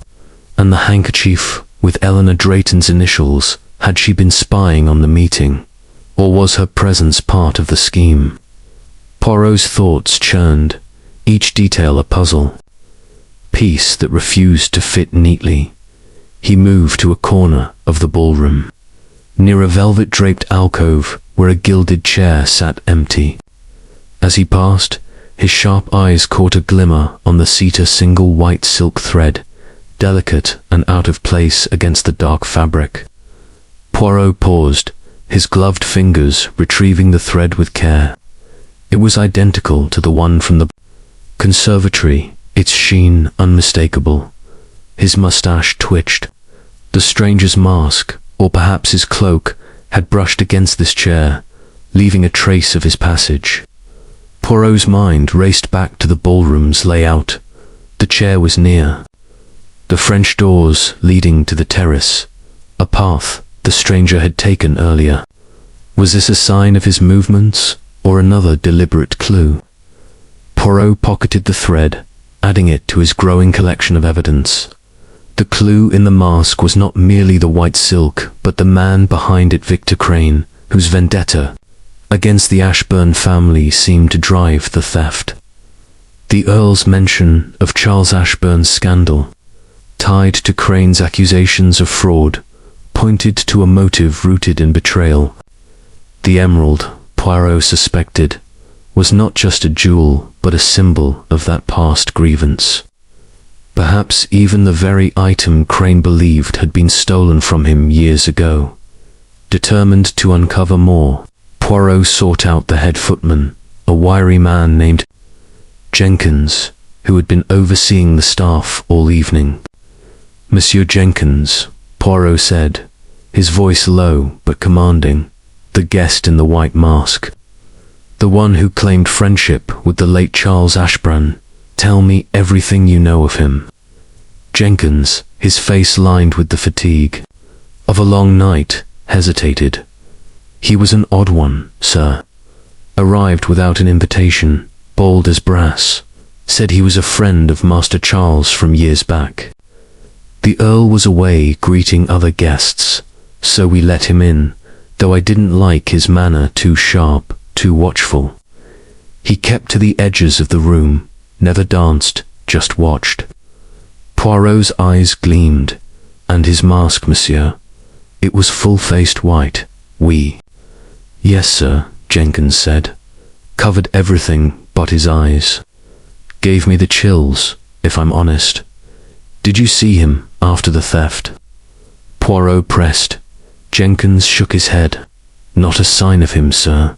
Like he vanished into thin air." Poirot nodded, dismissing the footman with a nod. The stranger's uninvited presence, his claim of connection to Charles, and his disappearance after the theft all pointed to a man with a purpose that had brought him to Ashburn Hall under the guise of a masked ball. Poirot's thoughts turned to the old gatehouse, the next stage of Crane's plan. He needed to know more about this place, its history, and its significance. He approached Lord Edward Haverford, who stood near Clara Winthrop, his face a mask of controlled anxiety. Clara, her pale blue gown still luminous despite the night's turmoil, offered Poirot a faint smile. "Monsieur Poirot," she said, "any news of my necklace?" "Not yet, Mademoiselle," Poirot replied, his tone gentle but firm, "but I am close, I assure you." "My lord, a word about the old gatehouse. You said it is a ruin, but is there anything of value? There documents, perhaps, or relics from your brother's time?" The Earl's expression darkened, his eyes flickering with unease. "The gatehouse. It's nothing but a crumbling shell, Monsieur Poirot. Charles used it as a study years ago, when he was entangled in that wretched business with Crane. After his death, it was abandoned." "Why do you ask?" Poirot's moustache twitched. "A suspicion. The past, it has a way of lingering, does it not? Tell me, this Victor Crane, what was the nature of his grievance against your brother?" The Earl's jaw tightened, and he glanced at Clara before answering. "Crane was a partner in Charles's shipping venture. They dealt in rare goods, artifacts, that sort of thing. Crane claimed Charles cheated him, sold a valuable item, a gem, some say behind his back, and kept the profits. Charles denied it, but the scandal ruined him. Crane vowed revenge, then disappeared. I thought he was gone for good." Poirot's pulse quickened. The emerald, could it be the gem at the heart of that scandal? The theft, then, was not merely a crime of greed, but an act of reclamation. And this gem, Poirot said, it was. Never recovered. The Earl shook his head. No, Charles swore it was lost, but Crane didn't believe him. It drove a wedge between them, and then Charles took his own life. Clara's hand went to her throat, where the necklace had been. You think, my emerald, could it be connected to that? Poirot's eyes softened, but he did not answer directly. All things are possible, mademoiselle. I must explore every thread. He excused himself, his mind racing. The clue in the mask, the white silk thread, was a link to Crane, but the gatehouse was the next step. He resolved to investigate it before the 3 o'clock rendezvous, to uncover any secrets it held. He slipped out to the terrace, the night air cool against his face, and made his way to the west garden, guided by the footman's directions. The path wound through ancient oaks, their branches casting gnarled shadows across the ground. The gatehouse loomed ahead, a crumbling stone structure half swallowed by ivy. Its windows dark and broken. Poirot approached cautiously, his cane tapping softly. The door, warped by time, creaked as he pushed it open. Inside, the air was musty, thick with dust and the faint scent of old paper. A rickety table stood in the center, covered with faded ledgers and papers, remnants, perhaps, of Charles's ventures. Poirot's gloved hands sifted through them, his eyes scanning for anything tied to Crane or the emerald. A yellowed letter caught his attention, its ink faded but legible. It was addressed to Charles, signed by Victor Crane, and filled with venomous accusations. You stole what was mine, Ashburn. The emerald was my family's, and I'll see you pay for it. Poirot's heart raced. The letter confirmed the emerald's significance of family heirloom, not Clara's but Crane's, stolen in a betrayal that had cost Charles his life. The theft at the ball was Crane's revenge, a reclaiming of what he believed was his. But why involve Richard Harwood? And what of Eleanor Drayton's handkerchief? As Poirot pocketed the letter, a faint sound, a rustle of leaves outside, alerted him. He stepped to the window, peering into the darkness, but saw nothing. The night was still, yet the sense of being watched prickled his skin. He left the gatehouse, his mind alight with the new clue. The stranger's shadow was no longer a mystery, it was Victor Crane, driven by a vendetta that spanned years. But the emerald's whereabouts, and the roles of Richard and Eleanor, remained hidden. Back in the ballroom, the music continued, a fragile attempt to restore normalcy. Poirot's eyes sought out Richard Harwood, but the man was nowhere to be seen. Eleanor Drayton, however, stood near the punch bowl, her peacock mask catching the light. Poirot approached, his voice low. Mademoiselle Drayton, a word. The handkerchief I found. It places you near the conservatory at midnight. If you know anything of Victor Crane or Richard Harwood, now is the time to speak. Eleanor's eyes widened, but she maintained her composure. I told you, Monsieur Poirot, I was taking air. I know nothing of Crane or Richard's schemes. Poirot's gaze was unrelenting. Schemes, mademoiselle. An interesting choice of words. If you are protecting someone, it will not serve you well. Eleanor's lips parted, but she said nothing, her silence a clue in itself. Poirot bowed and stepped away, his resolve hardened. The clue in the mask had led him to Crane, but the gatehouse, the letter, and the looming rendezvous at 3 o'clock promised to reveal more. The night was a web of secrets, and Poirot was determined to untangle it before dawn broke over Ashburn Hall. Chapter 9. The unmasking the ballroom of Ashburn Hall, though still alight with the chandeliers, prisms, and the strains of a tentative minuet, seemed to pulse with an undercurrent of tension. The guests, their masks now a mix of festive adornment and shields for unease, moved through the dancers with a forced gaiety that did little to mask the whispers of Clara Winthrop's stolen emerald.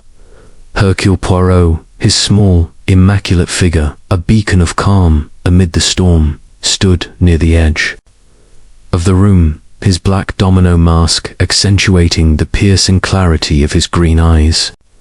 The clues he had gathered, the pearl brooch, the silver thread, the cufflink marked V.C., Eleanor Drayton's handkerchief, and the damning letter from the gatehouse, formed a mosaic in his mind, each piece pointing to Victor Crane, the stranger in the white mask, whose vendetta against the Ashburn family had orchestrated the theft.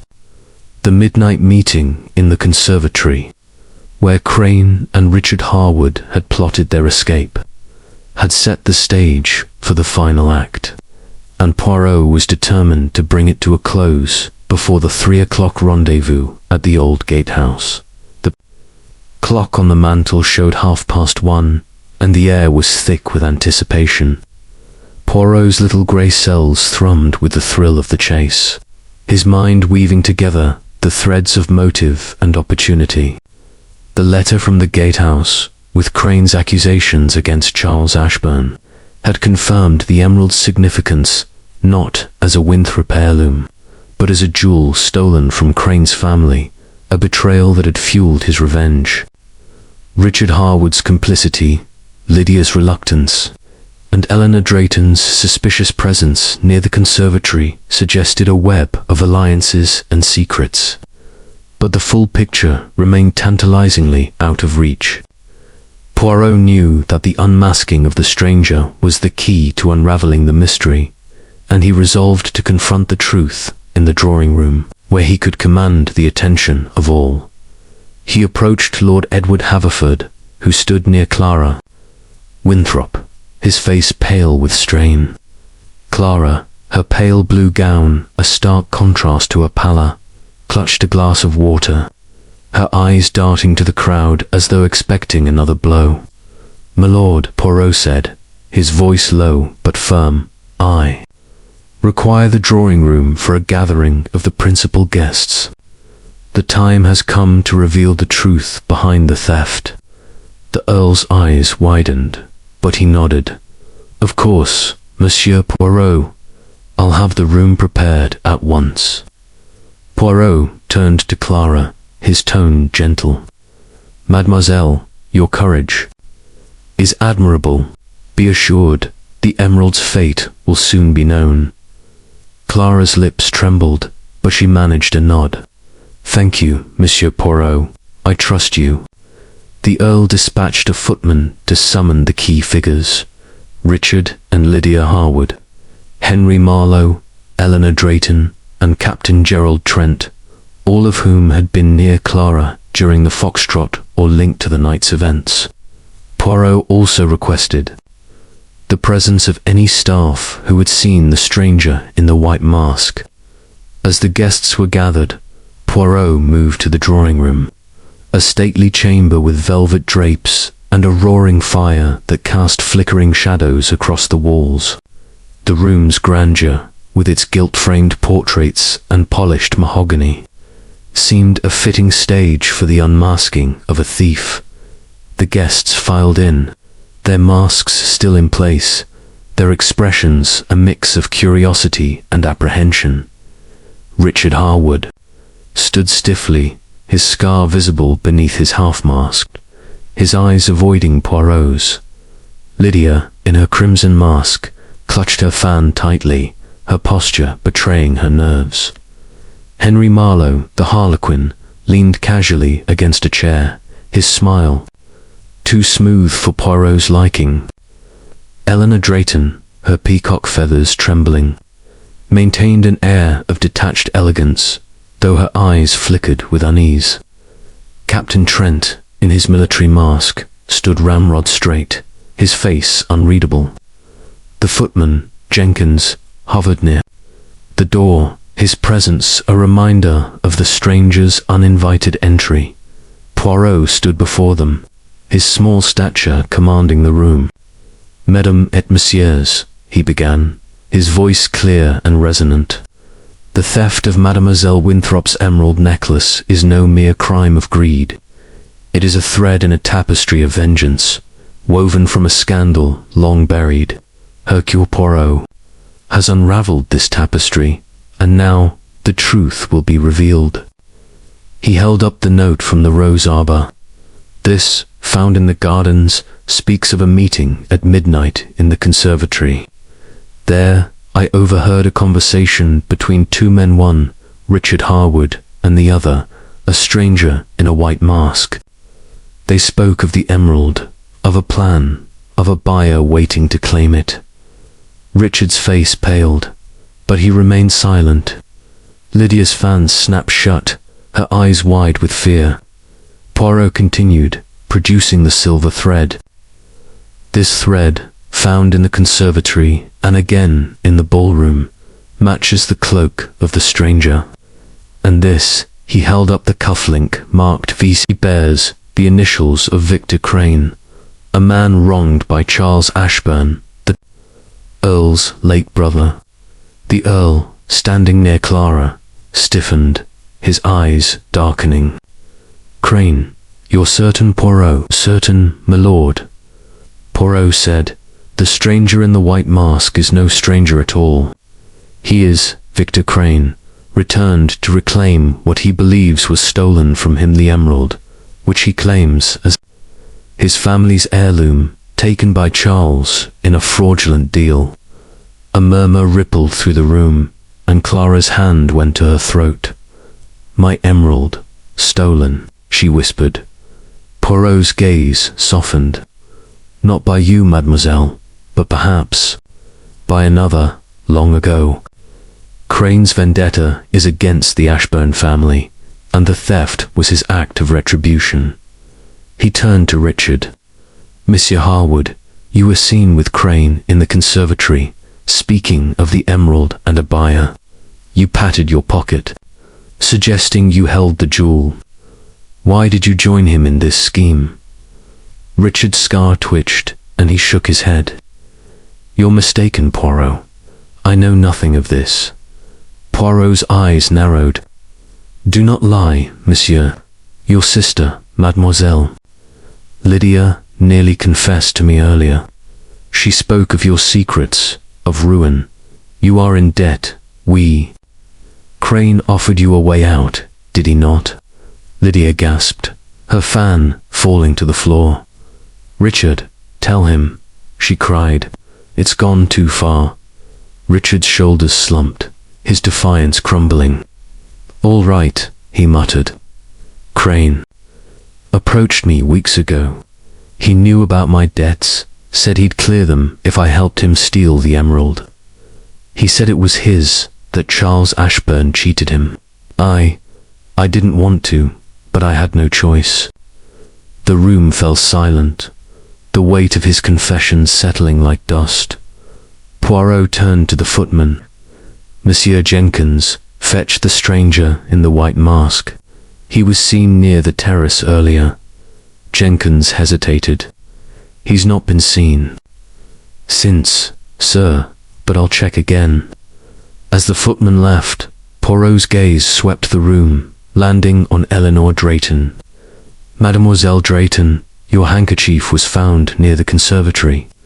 Were you spying on Crane and Harwood, or are you part of their scheme?" Eleanor's feathers trembled, but her voice was steady. "I told you, Monsieur Poirot, I was taking air. I know nothing of Crane." Poirot's moustache twitched. Her denial was too quick, but he let it pass for now. Jenkins returned, breathless, with a masked figure in tow, the stranger in the white mask, his cloak billowing. The room gasped as Poirot stepped forward. "Monsieur Crane, the masquerade is over. Remove your mask." The stranger hesitated, then slowly lifted the white mask, revealing a lean, weathered face with dark, burning eyes. "You're clever, Poirot," he said, his voice low and bitter, "but you're too late. The emerald is mine by right. Charles Ashburn stole it from my family, and I've taken it back." The Earl surged forward, his face flushed with anger. "You're a liar, Crane. My brother was no thief." Crane's lips curled in a sneer. "Your brother was a coward who took his own life rather than face me. The emerald was my mother's, and I've waited years to reclaim it." Poirot raised a hand, silencing the room. "The emerald, Monsieur Craneware, is it now?" Crane's eyes gleamed with defiance. "You'll never find it, Poirot. It's beyond your reach." Poirot's smile was serene, but his eyes were steel. "We shall see, monsieur. Hercule Poirot does not fail." As the footman restrained Crane, Poirot's mind raced. The unmasking had revealed the thief, but the emerald remained hidden, and Richard's confession hinted at a buyer waiting in the wings. The old gatehouse, the rendezvous at 3, loomed as the next step. The night was a labyrinth of secrets, and Poirot was determined to navigate it to the truth. Chapter 10. The Confession, the Drawing Room of Ashburn Hall. Its velvet drapes and flickering firelight, casting an air of solemnity, seemed to hold its breath as Victor Crane stood unmasked, his weathered face a map of bitterness and defiance. The guests, Sharjard and Lydia Harwood, Henry Marlowe, Eleanor Drayton, and Captain Gerald Trent stood in a tense semicircle, their masks now a mix of adornment and concealment, their eyes fixed on Hercule Poirot. The detective's small, immaculate figure commanded the room, his black domino mask accentuating the piercing clarity of his green eyes. The revelation of Crane as the stranger in the white mask had sent a shockwave through the gathering, but the emerald necklace, the heart of the mystery, remained elusive, and Poirot's little grey cells thrummed with the urgency of the approaching 3:00 rendezvous at the old gatehouse. Crane's sneer lingered as he faced Poirot, his dark eyes burning with a resentment that seemed to span years. "You think you've won, Poirot," he said, his voice low and venomous, "but the emerald is mine.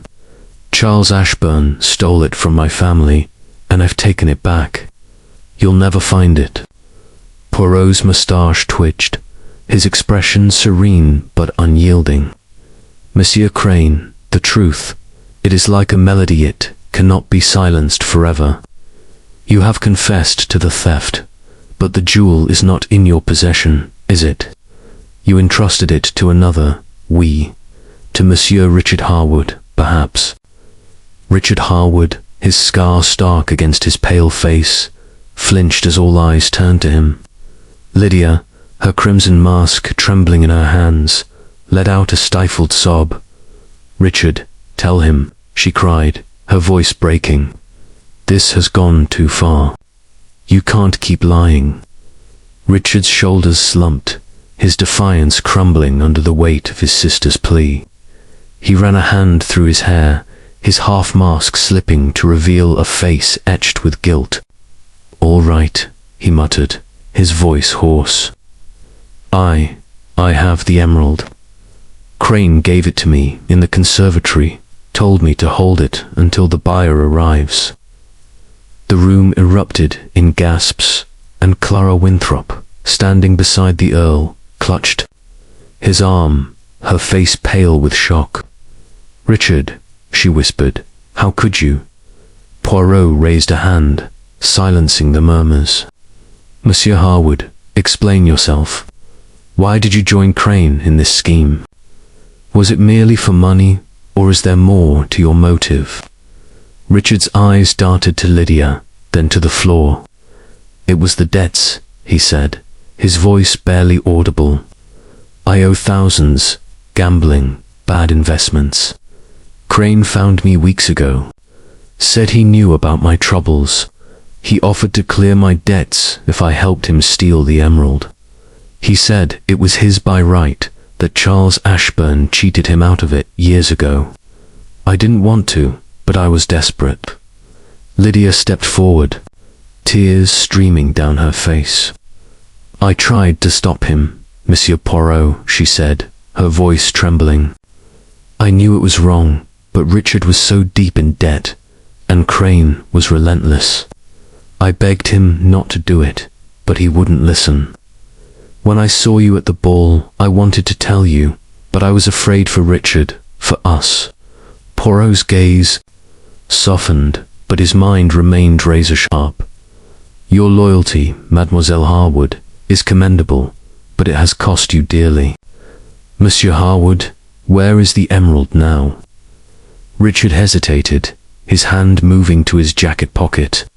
It's here, he said, producing a small silk pouch. He opened it, revealing the Winthrop emerald, its deep green facets catching the firelight in a mesmerizing dance of light. Clara gasped, her hand flying to her mouth, and the Earl's face darkened with a mix of relief and fury. You fool, the Earl growled, stepping toward Richard. You betrayed us all for your debts, Poirot. Intervened, his voice calm but commanding. My lord, the emerald is recovered, but the story is not complete. Monsieur Crane, you spoke of a buyer. Who is this person, and where is the rendezvous? Crane's sneer returned, his eyes glinting with defiance. You think I'll tell you, Poirot? The buyer's no concern of yours. The emerald was mine, and I've reclaimed it. That's all that matters. Poirot's smile was serene, but his eyes were steel. You underestimate Hercule Poirot, monsieur. The old gatehouse, at 3 o'clock, that is where you planned to meet, we. The letter in the gatehouse, your cufflink, the thread from your cloak all point to you. And now, Monsieur Harwood's confession confirms your role as the mastermind. Crane's defiance faltered, but he said nothing, his silence a final act of resistance. Poirot turned to Eleanor Drayton, whose peacock mask trembled slightly as she met his gaze. Mademoiselle Drayton, your handkerchief placed you near the conservatory. At midnight. Were you spying on Crane and Harwood, or are you part of their scheme? Eleanor's composure held, but her eyes betrayed a flicker of fear. I've told you, Monsieur Poirot, I was taking air. I know nothing of Crane's plans. Mustache twitched. And yet, mademoiselle, your presence is too convenient. If you are innocent, why did you not speak of seeing Crane or Harwood? Your silence suggests knowledge, perhaps complicity. Eleanor's lips parted, but no words came. Poirot let the silence linger, his gaze moving to Henry Marlowe, the harlequin who had danced with Clara during the theft. And you, Monsieur Marlowe, you were closest to Mademoiselle Winthrop when the necklace was taken. Your charm, your poise, they are admirable, but perhaps too perfect. Did you assist Crane in the theft? Marlowe's smile was smooth, but his eyes were wary. You flatter me, Monsieur Poirot, but I'm no thief. I danced with Miss Winthrop, nothing more. If the emerald was taken during the foxtrot, it was Crane's doing, not mine. Poirot nodded, his mind cataloguing Marlowe's deflection. The man's composure was suspicious, but there was no direct evidence against him yet. He turned to Captain Gerald Trent, who had remained silent, his military mask a stoic barrier. And you, Capitaine, you were near Mademoiselle Winthrop during the dance. Did you see nothing? Trent's jaw tightened. As I said before, Monsieur Poirot, it was crowded. I was focused on my partner, Miss Drayton. I saw nothing unusual. Poirot's eyes narrowed.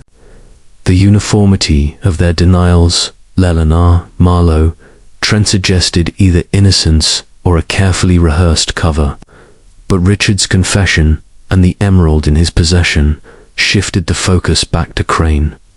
Poirot addressed the room.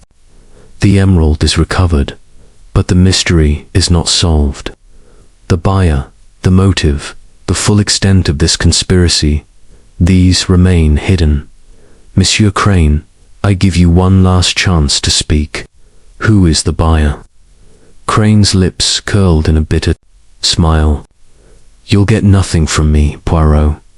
Do what you will. Poirot inclined his head, undeterred. Very well, the police will be summoned, and you will answer to them. But Hercule Poirot will find the buyer, with or without your help. He signaled to the footman Jenkins, who had been hovering near the door. Monsieur Jenkins, send for the authorities. Monsieur Crane and Monsieur Harwood must be detained. As Jenkins left, Clara approached Poirot, her eyes brimming with gratitude. Monsieur Poirot, you've saved my family's honor. The emerald did. Means everything to me. Poirot bowed slightly. Mademoiselle, the jewel is returned, but the truth is not yet complete. The buyer, the gatehouse, the motives of others, these I must uncover. The Earl placed a hand on Clara's shoulder, his face a mix of relief and anger. You've done more than we could have hoped, Poirot, but Crane has lies about Charles, his theft, it's unforgivable. Lydia, tears streaming down her face, turned to Clara. I'm so sorry, Clara. I should have stopped Richard. I was weak, afraid. Can you ever forgive me? Clara's expression softened, and she took Lydia's hand. You tried to stop him, Lydia. That's enough for me. Poirot watched the exchange, his mind still on the gatehouse. The 3 o'clock rendezvous was approaching, and the buyer, still a shadow, might hold the key to the final piece of the puzzle. He slipped out of the drawing room, his cane tapping softly as he made his way to the terrace.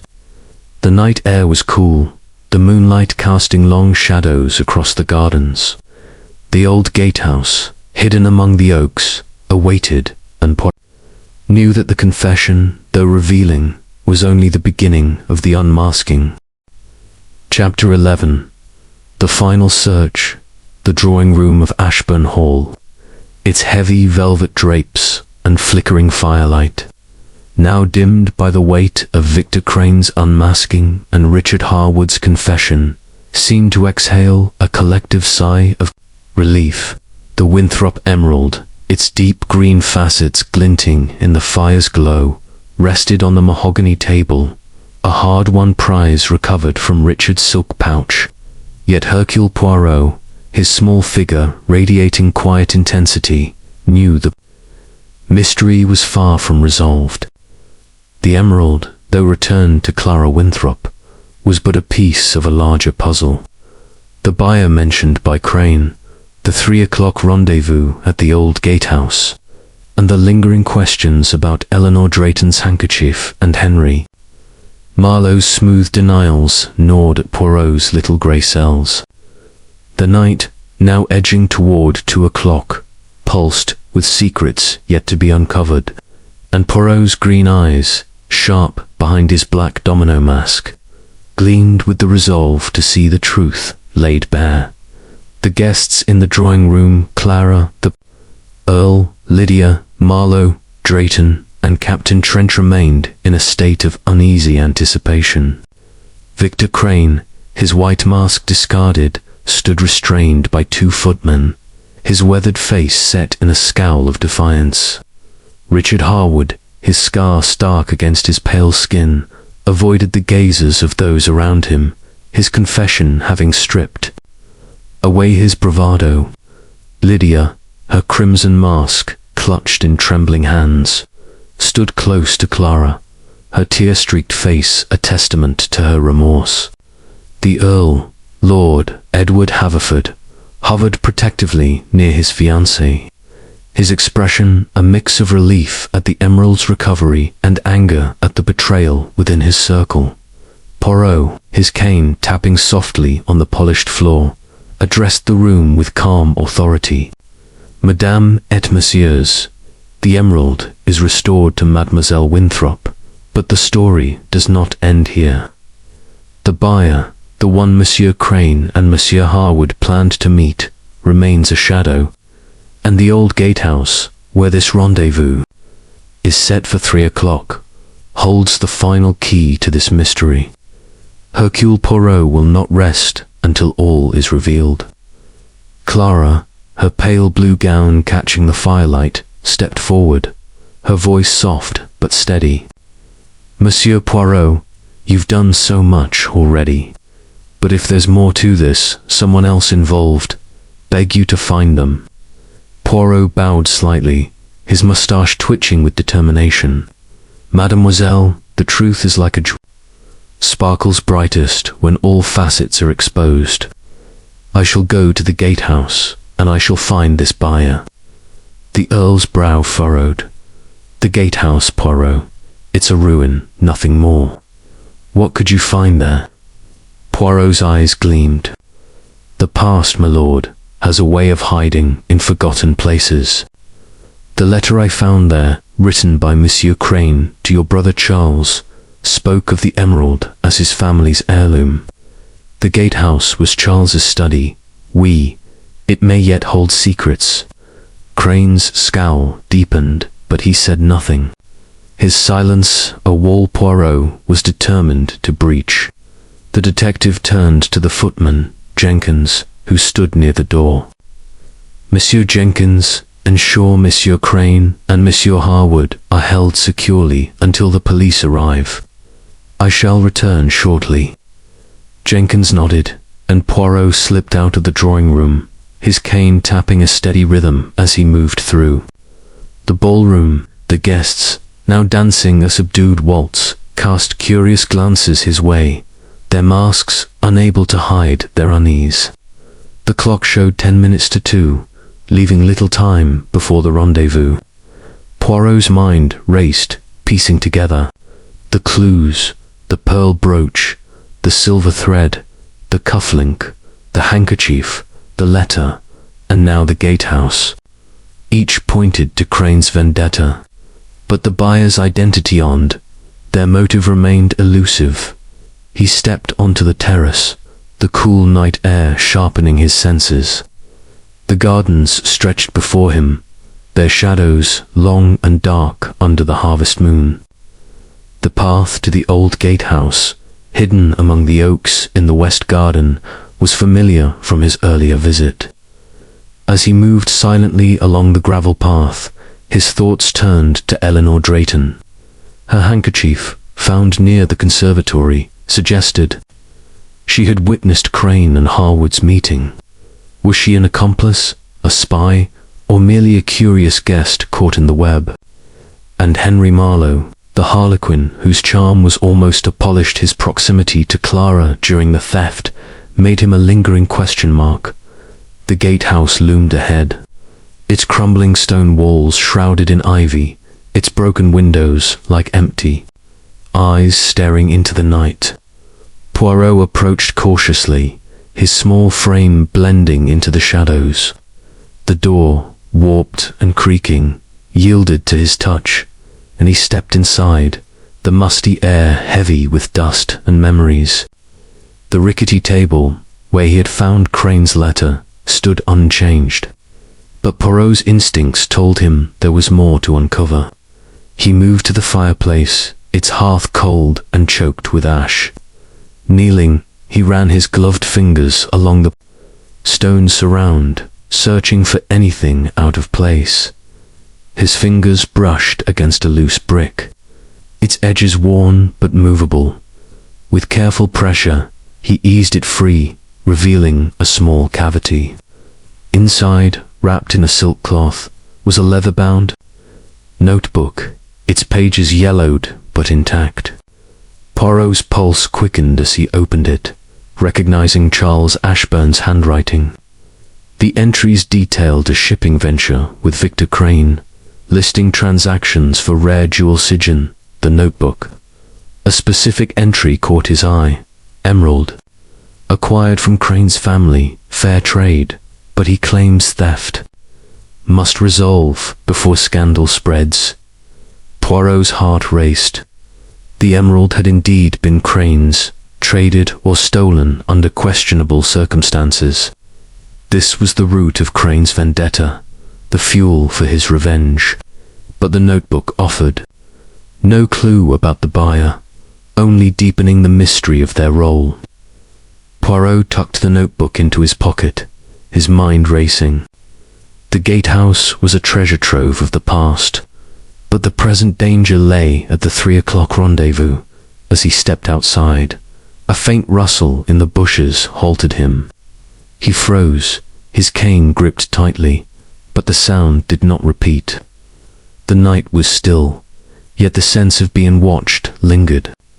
He hurried back toward the hall, determined to reach the gatehouse again before the rendezvous. As he passed the rose arbor, his eyes caught a glint in the moonlight. A silver cigarette case, dropped in haste. He picked it up, noting the initials. H.M. Henry Marlowe. Poirot's mustache twitched. The Harlequin's presence here was no coincidence. Back in the ballroom, the music had slowed to a gentle adagio, the guest's energy waning as the night wore on. Poirot sought out Marlowe, finding him near the punch bowl, his Harlequin costume as vibrant as ever. Monsieur Marlowe, Poirot said, holding up the cigarette case. This was found near the gatehouse.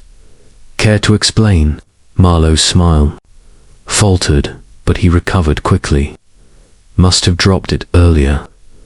I often walk the gardens, Monsieur. Fremont. Poirot's eyes narrowed at the precise spot where secrets are hidden. You were near Mademoiselle Winthrop during the theft, and now this. Your charm, it conceals much. Marlowe's eyes flickered, but he shrugged. You're fishing, Poirot. I'm no thief. Poirot let it pass, his focus shifting to the clock, 3:15. He slipped out to the west garden, concealing himself near the gatehouse. As the clock struck 3, a figure emerged from the shadows, not Crane or Richard, but a man in a plain black mask, his movements furtive. He knocked softly on the gatehouse door, but no one answered. Poirot stepped forward, his voice cutting through the silence. Monsieur, the rendezvous is over. Who are you? The man froze, then tore off his mask, revealing a face Poirot did not recognize. Middle-aged man with sharp features. I'm just a guest, he stammered. I was meeting someone. The buyer of the emerald. We. Poirot pressed. Name yourself. The man hesitated, then bolted, but Poirot's shout brought footmen running. The man was apprehended, his identity revealed as a local jeweler known to deal in rare gems. Crane promised me the emerald, he confessed. Under pressure, said it was his to sell. Poirot nodded, the final piece falling into place. The jeweler was the buyer, lured by Crane's promise of a priceless gem. As the police arrived, summoned by Jenkins, Poirot returned to the drawing room, where Crane and Richard were detained. Clara, clutching the emerald, thanked him tearfully. Monsieur Poirot, she said, you've saved more than my necklace. You've saved my peace, Poirot bowed. The truth, mademoiselle, is its own reward. As the guests dispersed, Poirot's gaze lingered on Marlowe, whose cigarette case suggested more than he admitted. The night's mysteries were resolved, but Poirot's little grey cells remained alert, sensing that one shadow Marlowe might yet cast a light on future enigmas. Chapter 12. The ball resumes. The grand ballroom of Ashburn Hall, its chandelier casting a softened glow over the polished parquet floor, stirred back to life as the first strains of a gentle waltz filled the air. The night, so recently fractured by the theft of Clara Winthrop's emerald necklace, and the dramatic unmasking of Victor Crane seemed to exhale at last, the tension dissipating like mist under the morning sun. Hercule Poirot stood near a marble pillar, his small, immaculate figure a quiet anchor amidst the renewed festivity. His black domino mask, now slightly askew from the night's exertions, did little to dim the piercing clarity of his green eyes, which surveyed the scene with a mixture of satisfaction and vigilance. The emerald, recovered from Richard Harwood's possession, rested safely with Clara and Victor Crane, along with the jeweller revealed as the buyer had been taken into custody by the police summoned from the nearby village. Yet Poirot's little grey cells, ever restless, lingered on the faint shadows of the mystery Henry Marlowe's cigarette case, Eleanor Drayton's elusive presence, and the lingering question of whether every secret had truly been brought to light. The guests, their masks now worn more for tradition than concealment, moved with a cautious grace, their laughter subdued but genuine. The Earl, Lord Edward Haverford, stood near the orchestra, his silver eagle mask discarded, his face softened by relief though still etched with the strain of betrayal. Clara Winthrop, radiant in her pale blue gown, stood beside him, the emerald necklace once more adorning her neck, its deep green facets catching the chandelier's light in a quiet triumph. She caught Poirot's eye and offered a smile, warm and unguarded, a stark contrast to the shadowed glances she had cast earlier in the evening. Lydia Harwood, her crimson mask set aside, hovered nearby, her tear-streaked face a testament to her remorse and her reconciliation with Clara. The air, though still heavy with the memory of deceit, carried a fragile hope of renewal. Poirot approached Clara, his cane tapping softly, his bow precise and courteous. "Mademoiselle Winthrop," he said, his voice warm but measured, "the emerald is restored, and the night, it resumes its dance. You are content, oui."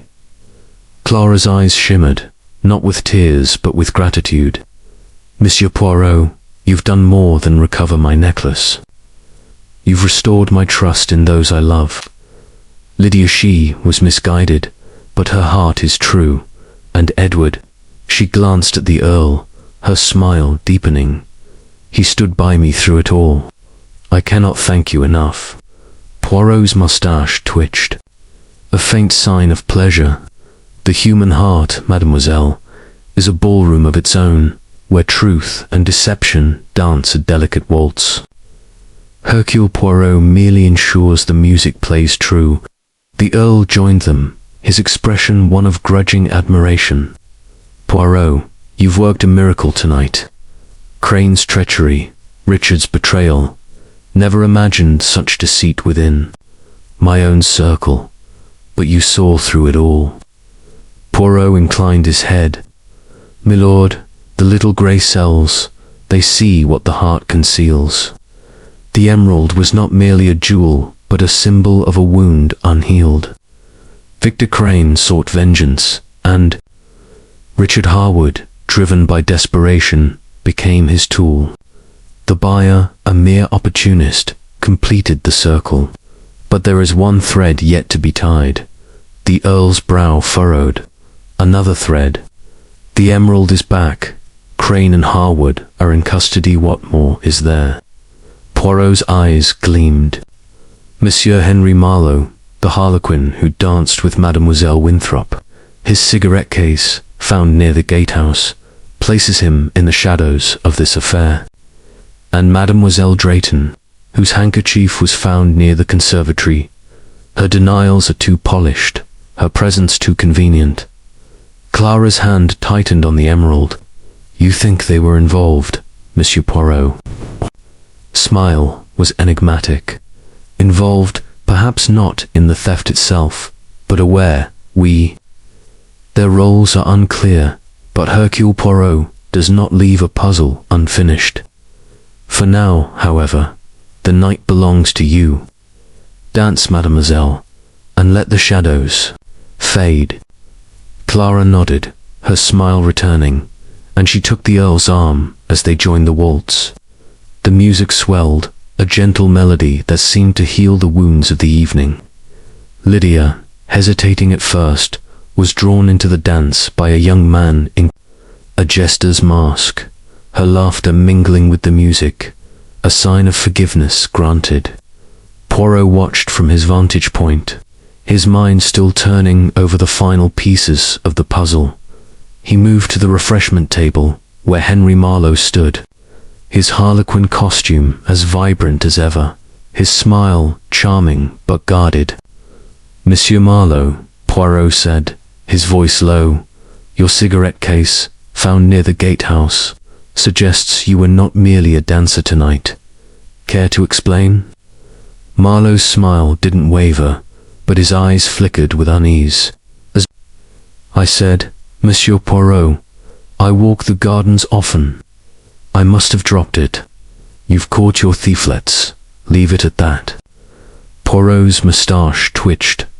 "For now, monsieur, I shall. But Hercule Poirot forgets nothing." Marlowe inclined his head, his expression unreadable, and turned back to the punch bowl. Poirot's gaze shifted to Eleanor Drayton, who stood near the French doors, her peacock mask catching the light. He approached, his tone courteous but probing.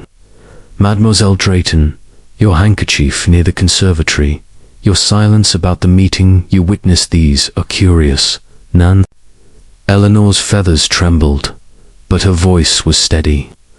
"I've told you, Monsieur Poirot. I was taking air.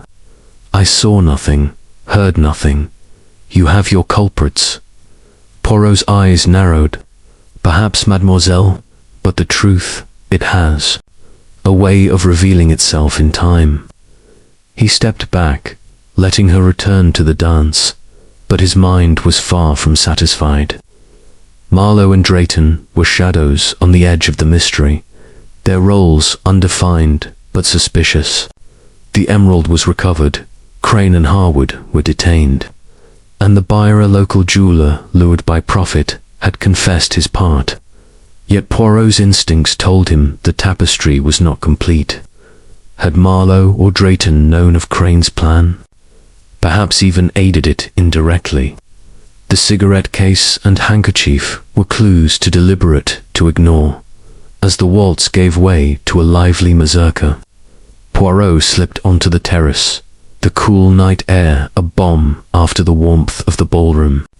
The gardens, bathed in moonlight, stretched before him, the rose, arbor, and gatehouse now silent witnesses to the night's drama.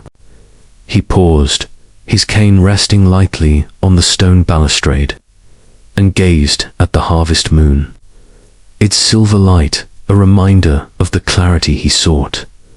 The ball resumed, its rhythm restored, but Poirot's work was not done. He would watch Marlowe and Drayton, their actions in the days to come, for the truth, like a star, often shone brightest when least expected. For now, he allowed himself a moment of satisfaction. The emerald was returned, Clara's trust was restored, and the stranger's shadow, Victor Crane, had been banished to the light of justice. Poirot turned back to the ballroom, where the dancers swirled in a kaleidoscope of color. "The dance of truth," he murmured. "It is the most elegant of all." With a final glance at the moon, he stepped inside, ready to face whatever mysteries the future might hold. The end.